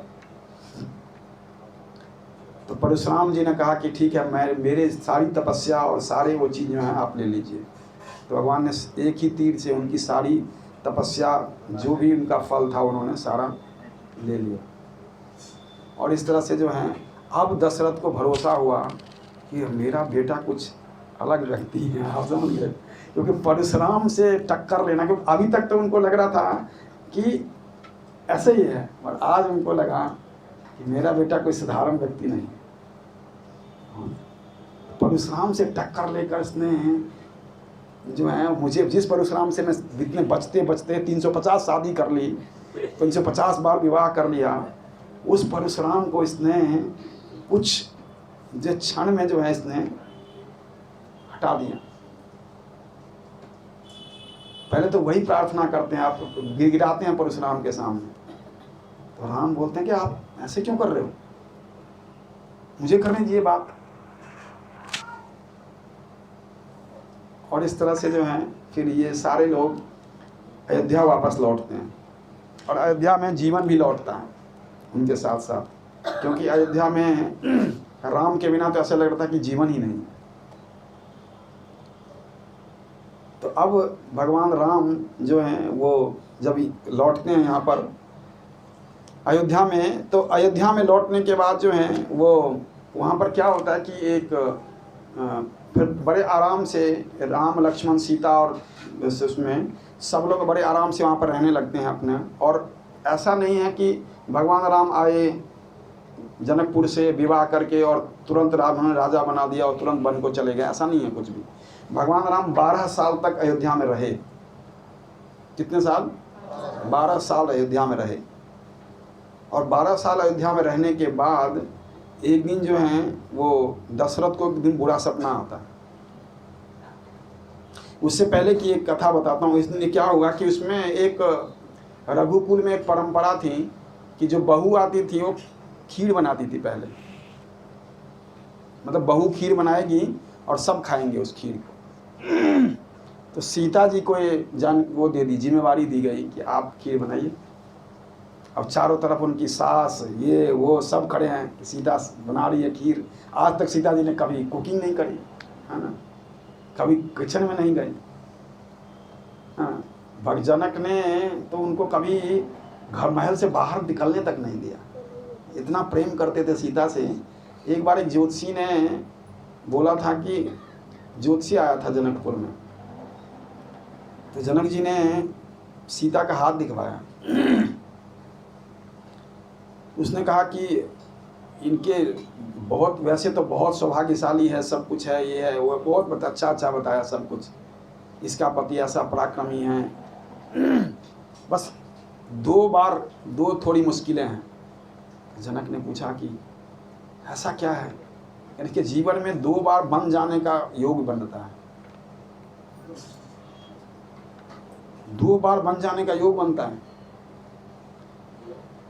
जनक ने सख्त हिदायत दे रखी थी, अपने जान से अधिक चाहते थे सीता को, सख्त हिदायत था राजभवन में, और सारे उसको, कोई सीता को वो कहे भी कभी तो उसको जंगल की तरफ लेके ना जाए,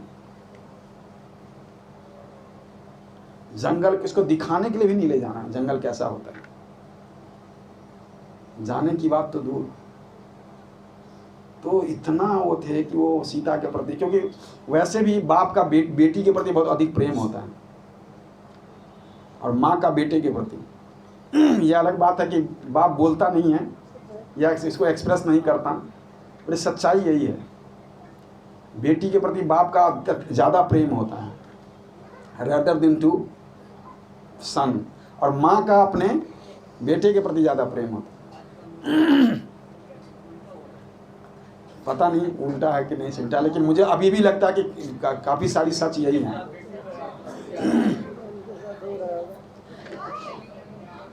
तो इस तरह से जो है वो, अब सीता जी जब यहाँ, इन्होंने क्या किया, खीर बनाई, खीर बन गई, सारे लोग बैठे, है ना, चारों भाई बैठे, है ना, और बाकी सब लोग भी बैठे, दशरथ जी बैठे, तो सीता जी ने परोसा खीर।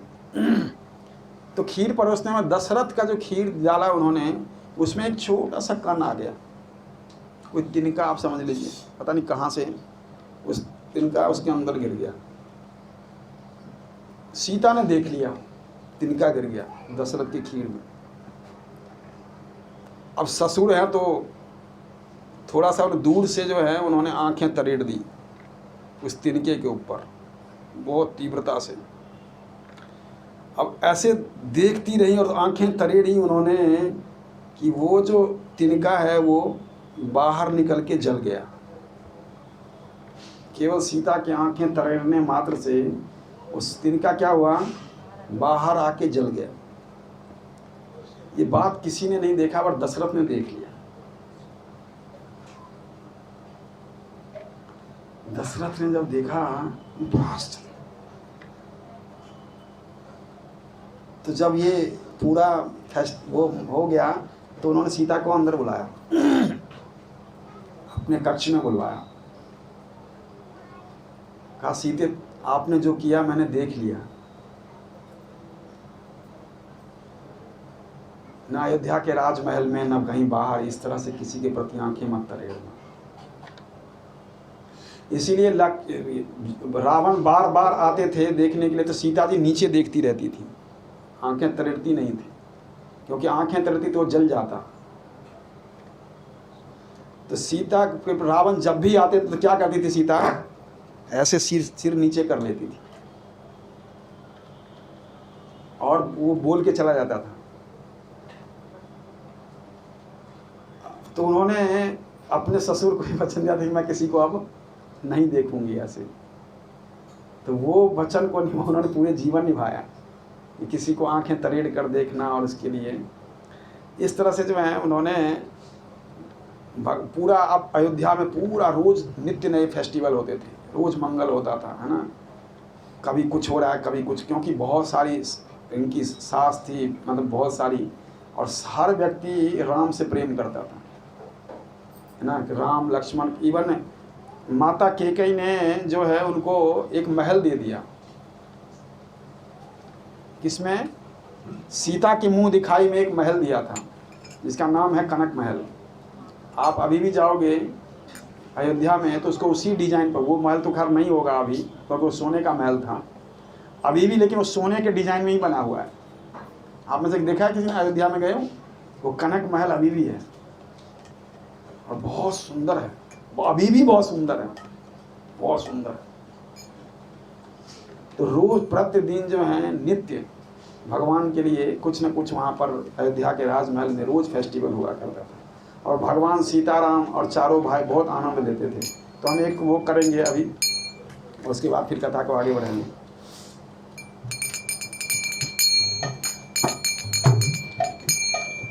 श्री रामचंद्र कृपाल भज मन हरन भव भय दारुणम अब कंज लोचन कंज मुख कर कंज पद कंजारुणम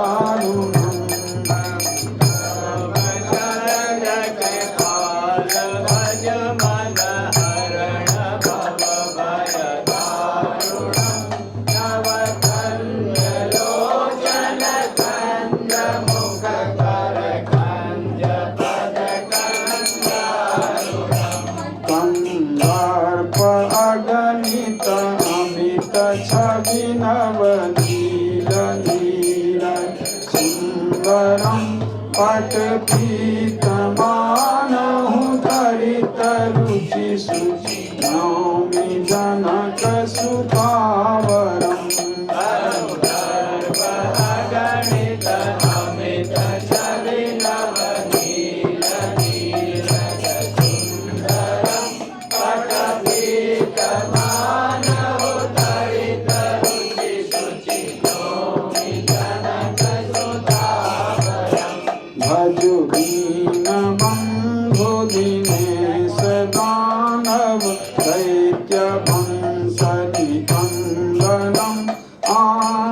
रघुनंद आनंद कंद कौशल चंद दशरथ नंदनम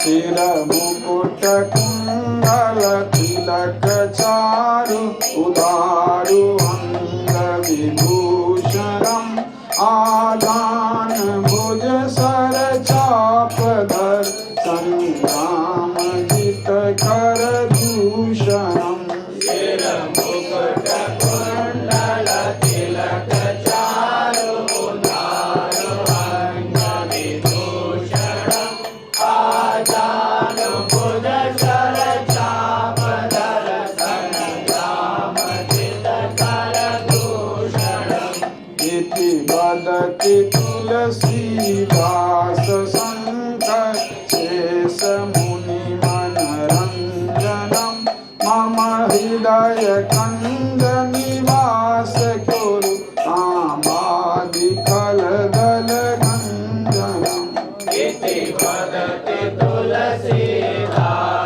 शंकर शेष मुनि मनरंजनम मम हृदय कंज निवास कुरु कामादि कल दल गंजनम मन जाहिरा छो मिलहु सोबर सहज सुंदर सावरो करुणा निधान सुजान शील संदेह जानत रावरो मन जाहिरा छो मिलहि सोबर सहज सुंदर सावरो करुणा निधान सुजान शील संदेह जानत रावरो अहि भांति गौरी अशीष सुनि सिय सहित हिया हर्षित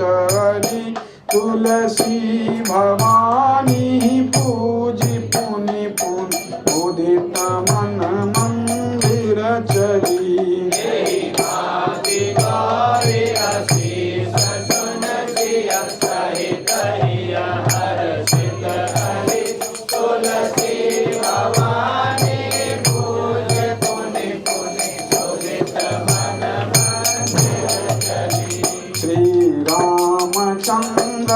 पाल भज मन हरण भव भय दारुण नव कंज लोचन कंज मुख कर कंज पद कंजारुणम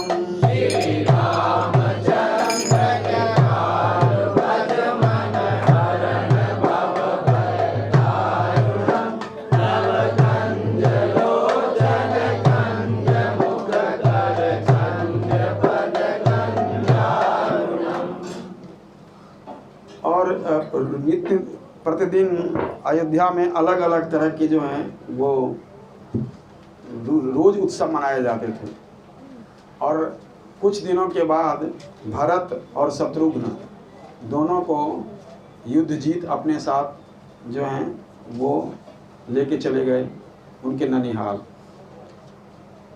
रामायण में माता केकई का जो मायका है उसके बारे में अलग अलग जगह पर अलग अलग लिखा दिया बताया गया है। कुछ रामायण में है कि उनका जो मायका था वो झेलम नदी के पास था, अर्थात जो आज का कश्मीर है उस तरफ था। बट एक्चुअल में उनका जो मायका था वो कजाकिस्तान जो है वहाँ पर था, वो केकई देश था वो पहले। तो वहाँ पर बहुत दूर में उनका वो हुआ करता था। इस तरह से जो है वो उनको लेके चले गए। अब दशरथ इस बीच में एक दिन स्वप्न देखते हैं, उनको बड़ा भयावह स्वप्न देखा कि मैं मरने वाला हूँ, मेरा शरीर छूटने वाला है और मैं बहुत दुखी हो रहा हूँ। बहुत परेशान हुए। अगले सुबह उठे तो उनको लगा कि ऐसा तो नहीं है कि मैं इस तरह के स्वप्न तो कभी देखता नहीं हूँ, ज़रूर इसमें कुछ इंडिकेशन होगा। उन्होंने क्या किया, जितने भी अयोध्या के सामंत थे और जितने भी अयोध्या के सेनापति और बड़े बड़े लोग थे कौशल देश के और आसपास के जितने राजा थे सबको मीटिंग में बुला लिया उन्होंने।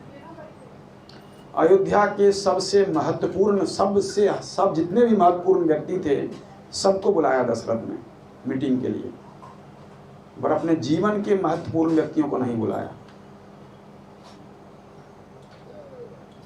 तो जीवन के उनके 3 महत्वपूर्ण व्यक्ति थे।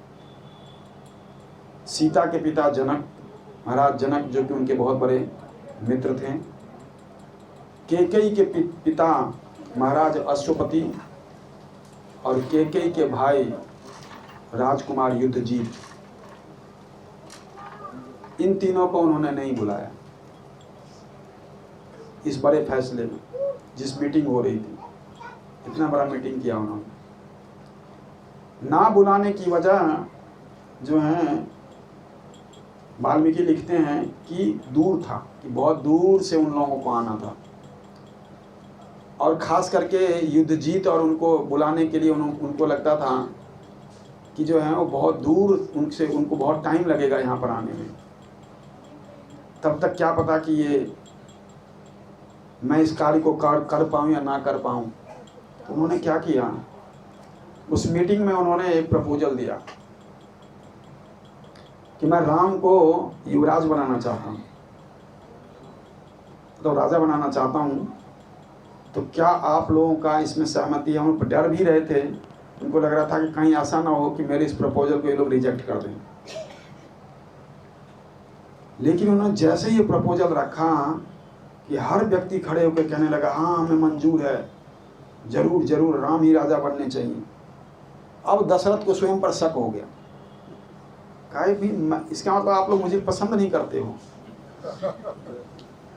आपने एकदम से सब के सब जो हैं इस प्रपोजल को एक्सेप्ट कर लिया, मतलब मैं ज़बरदस्ती का बना हुआ था राजा आपका। इसका मतलब कहा नहीं नहीं महाराज, आप तो बहुत समय तक कर लिया, हम चाहते हैं कि राम भी थोड़े राजा बने, हम उनके साथ भी करना चाहते हैं।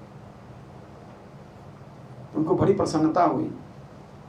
जब बेटे को कोई सम्मान मिलता है तो बाप को बड़ी प्रसन्नता होती है, बहुत ज़्यादा प्रसन्नता होती है। तो आज राम को बहुत प्रसन्नता हो रही थी कि कितनी बड़ी बात है कि मेरे बेटे को जो है हर व्यक्ति चाहता है। उनको लगता था कि राम को तो हर व्यक्ति चाहता है, हर व्यक्ति पसंद करता है। उन्होंने सोचा कि बड़ी अच्छी बात है कि मुझे ज़्यादा मेहनत नहीं करनी पड़े, ना, क्योंकि नहीं तो इस प्रपोजल को पास करवाने के लिए उनको पता नहीं क्या क्या करना पड़ता, क्योंकि वो क्या है जो आसान नहीं होता है कि आप एकदम से जो है इस इतने बड़े प्रपोजल को, एक चक्रवर्ती सम्राट थे महाराज दशरथ, कि आपको सारे राजा उसको एक्सेप्ट कर लेंगे, क्योंकि आपको चक्रवर्ती सम्राट को रिप्लेस करना है, एक छोटे देश के राजा को रिप्लेस नहीं करना था, ये एक बहुत बड़े चक्रवर्ती सम्राट को रिप्लेस करना था। तो कोई भी राजा अगर कहता कि नहीं हम मानेंगे राम की को ऑर्डर को, तो बड़ी समस्या हो जाती दशरथ के लिए। और फिर या तो राम को बोलते कि आप युद्ध करके इसको जीतो, आप समझ लो, बिल्कुल अलग ही था। लेकिन जैसे ही उन्होंने प्रपोजल दिया तो उनको एकदम से उन्होंने एक्सेप्ट कर ली। ये जो है तो बड़ा अच्छा होता है पिछले में, तो बस इसमें तो सम्मान, और उसमें बाप के बेटे को जब उनको सीना बड़ा चौड़ा हो रहा था कि मेरे बेटे को जो है बड़ा हर व्यक्ति चाहता कि मेरा बेटा केवल मेरा बेटा नहीं है, ये सबका बेटा है। तो उन्होंने जो है इस प्रपोजल को ठीक है कह करके विश्वामित्र चेयर फेस्टिवल कमेटी बनाई गई। फेस्टिवल कमेटी अभी नहीं बनती है, पहले से बन रही है, ऐसे नहीं इस्कॉन पंजाबी बाग में बनता है। फेस्टिवल कमेटी बनाई गई और चेयरमैन कौन बने? वशिष्ठ और वामदेव। तो वशिष्ठ और वामदेव को चेयरमैन बनाया गया। उनको कहा गया कि आप लोग जो हैं इस राम राजा बनेंगे, उसका सारे कुछ का करने भार जो है आप दोनों के ऊपर है। और ये मीटिंग जो है वो चलती रही। वो करने के बाद संध्या हो गई थी, सब कुछ हो गया। अब उन्होंने कहा मुहूर्त निकलवाया गया, तो मुहूर्त निकालने में 2 मुहूर्त निकले। एक बस इमीडिएट कल का है, नहीं तो अभी फिर 6 महीने टलेगा।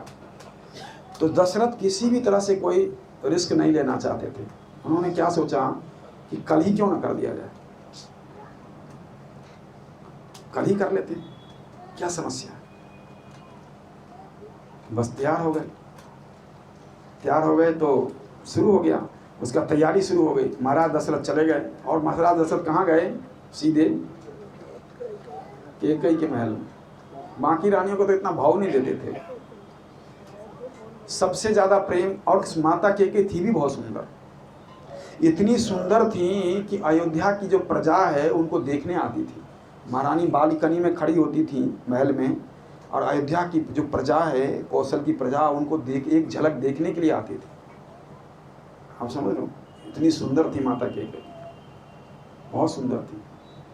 और उनको देखने के लिए आती थी, सब देखने के लिए लोग आते थे। तो उन्होंने जो है सीधे वहाँ पर पहुँचे। इससे पहले जो है वो जब ये सब चल रहा था, अयोध्या में सारी मीटिंग्स चल रही थी, सब कुछ हो रहा था, एक व्यक्ति को नींद नहीं आ रही थी, और वो टेरिस पर घूम रही थी। कौन थी? उसकी आंखें घूर रही थी। वो कोई दासी नहीं थी, उसने अपनी दासियों को बुलाया। वो चेरी थी। कौन थी? चेरी दासी से ऊपर होती है। वो चेरी थी, तो उसने कहा अपनी दासियों को बुलाया। दासियों को बोला कि पता करो क्या हो रहा है, कुछ अनयूजुअल लग रहा है मुझे। तो दासियों ने आकर के सूचना दी कि कल राम का राज्याभिषेक हो रहा है, आज इसके पास मौका था बदला लेने का। इतने साल पहले जो राम ने उसका अपमान किया था राम के हाथों, आज उसको लग रहा था कि आप गलत व्यक्ति के से मजाक करोगे तो उसका क्या अब होता है, आप देखिए। इधर देवता लोग बहुत परेशान थे, राम तो राजा बन रहे, राम राजा बन रहे, हर व्यक्ति चिंतित हो रहा है, जब राजा बनेंगे तो क्या होगा ना, समझ ही नहीं आ रहा था। राम राजा बन रहे हैं। इंद्र सरस्वती के पास गए, सरस्वती आप ही कुछ कर सकते हो, राम तो राजा बन रहे हैं। किसी की वहां तो और किसी की चलेगी नहीं, और न कोई मना कर सकता है। दशरथ इतने समर्थ राजा थे कि उनका कोई डायरेक्ट विरोध भी नहीं कर सकता था। तो उन्होंने सोचा कि अरे कोई बात नहीं, आप उन्होंने सरस्वती ने आश्वासन दिया इंद्र को कि आप चिंता मत करिए, आप चिंता मत करिए, मैं जरूर देखूंगी। और सरस्वती जो हैं वो मंथरा की बुद्धि में बैठ गई। इधर जो रावण के पाप थे वो भी बार बार वो कर रहे थे, वो भी मंथरा के सामने, क्योंकि रावण का पाप जो है वो भी बहुत ज़्यादा हो गया था। अगर राम राजा बनेंगे तो काम खराब हो जाएगा सब कुछ। राम भी अंदर से परेशान थे, पिता तो राजा बना रहे, एकदम अचानक बुलाया। और उसके बाद मीटिंग करने के बाद राम को बुलाया गया। राम को कहा कि आप तैयारी करो सीता के साथ, आप लोगों को बहुत सारे यज्ञ करने हैं और अभिषेक होना है, तो उसकी तैयारी करो। पूरी रात्रि में आज कोई सोया नहीं था, कोई नहीं सो रहा था। सुमित्रा के महल में कोई नहीं सोया, कौशल्या के महल में कोई नहीं सोया, यहाँ पर कोई नहीं सोया। भगवान राम वहाँ से सीधे कौशल्या के महल जाते हैं। राज दरबार से कहाँ गए? कौशल्या के महल। कौशल्या को ये सूचना देने के लिए कि कल पिताजी ने मुझे राजा बनाने का निश्चय किया। उससे पहले वहाँ क्या देखते हैं? सुमित्रा, सीता, लक्ष्मण सब वहाँ खड़े हैं। मतलब भगवान राम को लगा कि मुझे सूचना मिली है, उससे पहले उन सबको सूचना मिल चुकी थी। और जैसे ही भगवान लक्ष्मण को देखते हैं, कह रहे हैं कि हम दोनों मिल करके, हम दो शरीर जरूर हैं पर एक ही व्यक्ति हैं, अयोध्या को रूल करेंगे लक्ष्मण। तुम्हारे बिना तो मैं कहीं भी नहीं रह सकता, तो अयोध्या को हम दोनों मिल के चलाएंगे। और इस तरह से वार्तालाप हो रही है। और फिर सब अपनी अपनी तैयारी शुरू करते हैं, कोई नहीं सो रहा है, क्योंकि बहुत बड़ी चीज़ होने वाली है। किसी को नींद नहीं आ रही है, और उधर भी नींद नहीं आ रही। किसको? और मंथरा जो है बिल्कुल नींद नहीं आ रही है।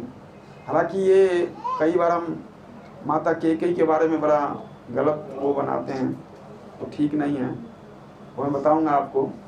बहुत सारी इसमें कथा और भी हैं।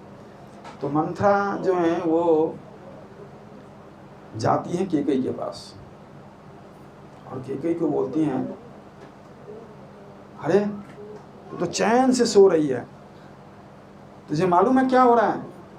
क्योंकि कहाँ से आई थी? मायके से, तो थोड़ा ना सखी के टाइप में भी थी। तो कह रही है कि तुझे मालूम ही नहीं क्या हो रहा है। कह रहा क्या हो रहा है? कह रहा तुम्हें सोने से फुर्सत कहाँ है? दशरथ तुम्हारे चंगुल में है, सोने से फुर्सत नहीं है। कई माताओं का होता है ना, सोने में बहुत आनंद आता है। कह रहे हुआ क्या बता? कह रहे कल राम को दशरथ राजा बना रहे हैं। अरे राम को दशरथ राजा बना रहे हैं? इतनी बड़ी बात, खुशी की बात, तू ऐसे क्यों हो रही है? मायूस होके बोल रही है। अरे इतनी बड़ी बात बता दी तूने, मेरा बेटा राजा बन रहा है, कल ही बन रहा है। ओ तूने तो बहुत बड़ी खुशी दी मुझे, कि क्या चाहिए? ले बोल बोल बोल। उठाया उन्होंने, तोड़ा अपना वो बहुत सबसे कीमती हार, नौलखा हार जो दशरथ ने दिया था, और मंथरा को दे दिया। मंथरा ने पकड़ा और सीधे उठा के फेंक दिया। कैकेयी ने एक थप्पड़ मारा उसको। तेरी इतनी हिम्मत हो गई? मैंने तुझे कुछ भेंट दिया, तूने उसको मेरे सामने ही फेंक दिया। और गिर गई वो। इससे और खुशी की बात क्या हो सकती है कि राम राजा बनने वाले हैं? तुझे क्या परेशानी है? करे मुझे क्या परेशानी है? एक बार बताया तो थप्पड़ ऐसा मारा कि मैं तो चक्कर खा के बेहोश हो गया। मैं दूसरी बात थोड़ी बोलूंगी। नहीं नहीं बोल बोल बोल, क्या बोलना चाहते? अरे मुझे क्या फायदा मिले? कोई नृप हो हमें कहानी, छेरी छोर होब की रानी। राजा कोई भी बने, मैं क्या रानी बनूंगी क्या? राजा दशरथ बन, राजा भरत बने या राम बने, मुझे कोई रानी तो नहीं बनाएगा ना। मैं तो तेरे फायदे की बात कर रही हूँ।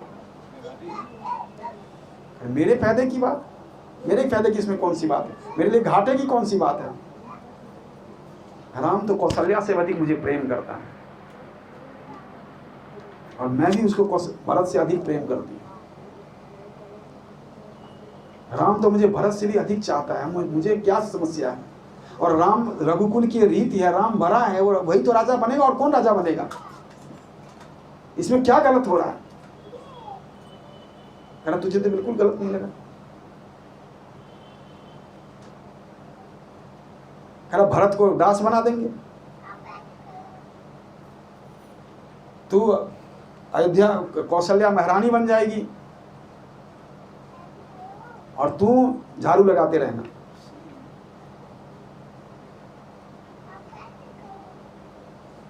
फिर भड़क गई कोई की। राम ऐसा लड़का नहीं है। राम में कभी भी किसी परिस्थिति में परिवर्तन नहीं आ सकता, मैं मान ही नहीं सकती। मेरे दूसरे बेटों में परिवर्तन आ सकता है, राम में ये परिवर्तन कभी नहीं आएगा। ये परिवर्तन लक्ष्मण में देखने को मिल सकता है, ये परिवर्तन चाहे भरत में भी देखने को मिल सकता है, पर राम में असंभव। राम ऐसा नहीं कर सकता। तो निकल जाए यहां से, बाहर जाओ। मुझे तो जो बोलना था बोल दिया, नहीं मानो तो नहीं मानो।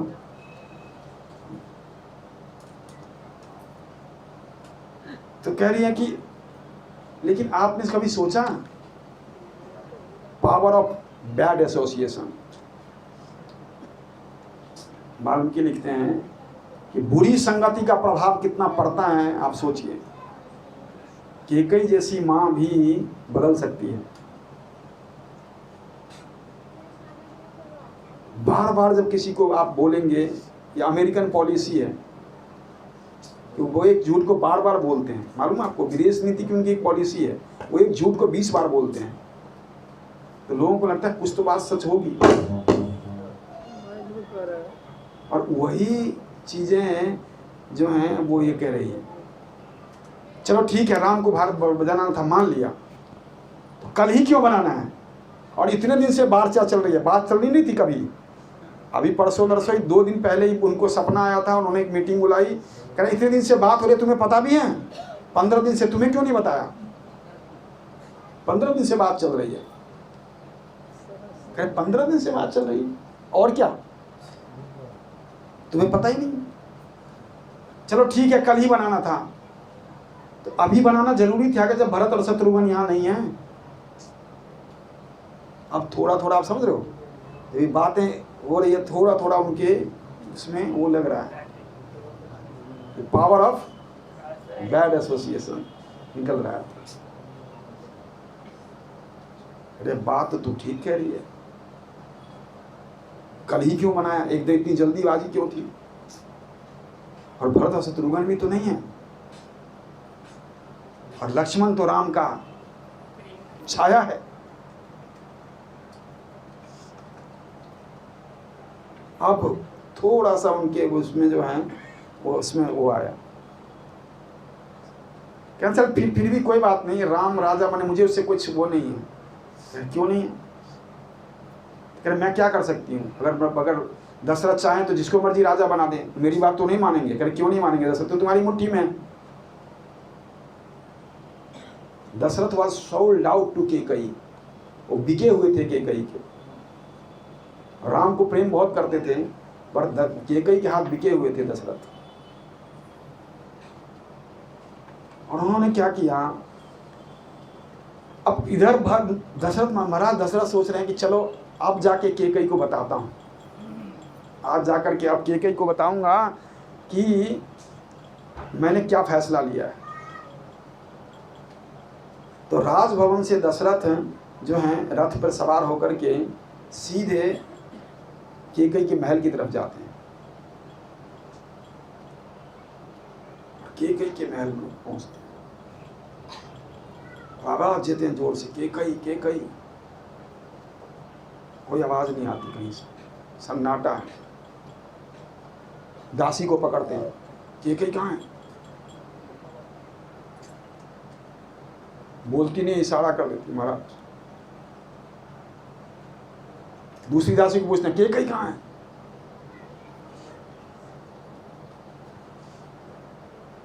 फिर तीसरी दासी को पूछते हैं, वो इशारा कर देती। पता चलता है कैकेयी तो कोप भवन। अब दशरथ की सांस ऊपर की तनी रह गई। जो दशरथ किसी को भी अपने सामने मजबूर कर सकते थे, आज दशरथ को लग रहा है कि मैं मजबूर हो जाऊंगा इसके सामने। हर व्यक्ति को दशरथ झुका सकते थे अपने सामने, आज खुद वो झुके हुए थे।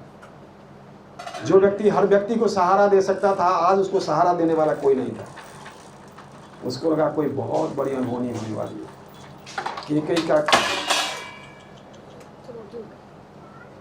कैकेयी का कोप भवन में जाना ठीक नहीं। और दशरथ, ये आशंका हो रही है दशरथ को। उनको ये सिखाया था मंथरा ने कि जब तक दशरथ राम की शपथ ना ले लें तब तक मुंह से कोई बात नहीं निकालनी। जब राम की शपथ ले लें तब तुम कोई बात करना, उससे पहले कोई बात नहीं करना। जब वो राम की शपथ ले लेंगे तो तुम्हारी बातों से बंध जाएंगे वो, और बंधने के बाद वो कुछ भी देने के लिए मजबूर हो जाएंगे। तो उन्होंने बोला था कि मैं मांगूंगी कैसे? कहा बड़े आसान सी बात है, तुम्हारे अभी 2 वरदान रहते हैं। अरे कौन से 2 वरदान? कोई को भी याद नहीं है, पर मंथरा को याद है। कह रहे अरे इतनी जल्दी भूल गई? जब सांबासुर से युद्ध हुआ था और जब दशरथ अकेले पड़ गए थे और उनके रथ का पहिया निकल गया था, तो तूने क्या किया था? अरे हाँ, उन्होंने अपने अंगुली उसके अंदर डाल के उसको पकड़ लिया था, ताकि कहीं वो निकलते तो दशरथ गिर सकते थे नीचे। और जब युद्ध समाप्त हुआ तो कैकेयी का हाथ बिल्कुल डैमेज हो गया था। दशरथ का हृदय पिघल गया। तुमने मेरे जीवन बचाने के लिए सब कुछ किया, मांगो, क्या मांगते हो? क्या मांगते हो ये सोचने, ये बोलना केवल भगवान बोल सकते हैं। जीव को ये कभी नहीं बोलना चाहिए। जीव बोल के फंस जाएगा, और दशरथ फंस गए थे। उन्होंने बोला कोई भी मांगो, कुछ भी मांगो, मैं तो आज तुम्हें 1 नहीं 2 वरदान देने को तैयार हूँ। कह रहा महाराज मुझे कुछ चाहिए नहीं, आप जैसा जिसका पति है चक्रवर्ती सम्राट, इतना बड़ा राज्य की मैं महारानी हूँ, मुझे क्या चाहिए? कुछ इच्छा तो है नहीं, कुछ कमी नहीं है, फिर चाहिए क्या? लेकिन मुझे कभी जरूरत पड़ेगी तो मैं जरूर मांग लूंगी आपसे। और ये बात जो है वो माता कैकेयी भूल गई थी। कैकेयी का विवाह होने से पहले कैकेयी और दशरथ की उम्र में बहुत गैप था। अश्वपति दशरथ से विवाह नहीं करना चाहते थे। कैकेयी खुद दशरथ से विवाह करना चाहती थी। और महारानी कैकेयी बहुत बड़ी मतलब वो धनुष चलाने वाली थी, बहुत अच्छा धनुष चलाती थी। एक साथ वो कई पेड़ों पर निशाना मारती थी और एक तीर से कई पेड़ों को गिरा देती थी। और ऐसा फीट उन्होंने दशरथ के सामने कर दिखाया था। दशरथ को लगा तो बहुत ऐसी राजकुमारी अगर मेरी पत्नी बन जाए। उन्होंने अश्वपति के सामने प्रपोजल दिया। अश्वपति ने कहा कि मेरी बेटी समर्थ है, मैं उसमें अगर वो आपकी प्रपोजल स्वीकार कर ले तो मुझे कोई आपत्ति नहीं है, और मैं उसका विवाह उसके विरुद्ध नहीं करूंगा। तो उसके सामने उनसे बात करी थी, तो उन्होंने स्वीकार किया कि मैं करूंगी दशरथ से विवाह। और आज दशरथ को ये सब सारी चीज़ें याद आ रही हैं और उनको वो मंथरा उनको याद दिला रही है कि तेरे 2 वरदान तो हैं अभी, समस्या क्या है, तो दोनों वरदान मान ले। और इस तरह बोल के उनको समझा करके वो कोप भवन में चली गई। और दशरथ अब कोप भवन के बाहर खड़े हैं, बट डर रहे हैं बिल्कुल, कोप भवन में क्यों चली गई, पता नहीं क्या होगा। हरे कृष्ण। श्री प्रभुपाद की, श्री श्री सीताराम लक्ष्मण हनुमान की। कल कथा करेंगे।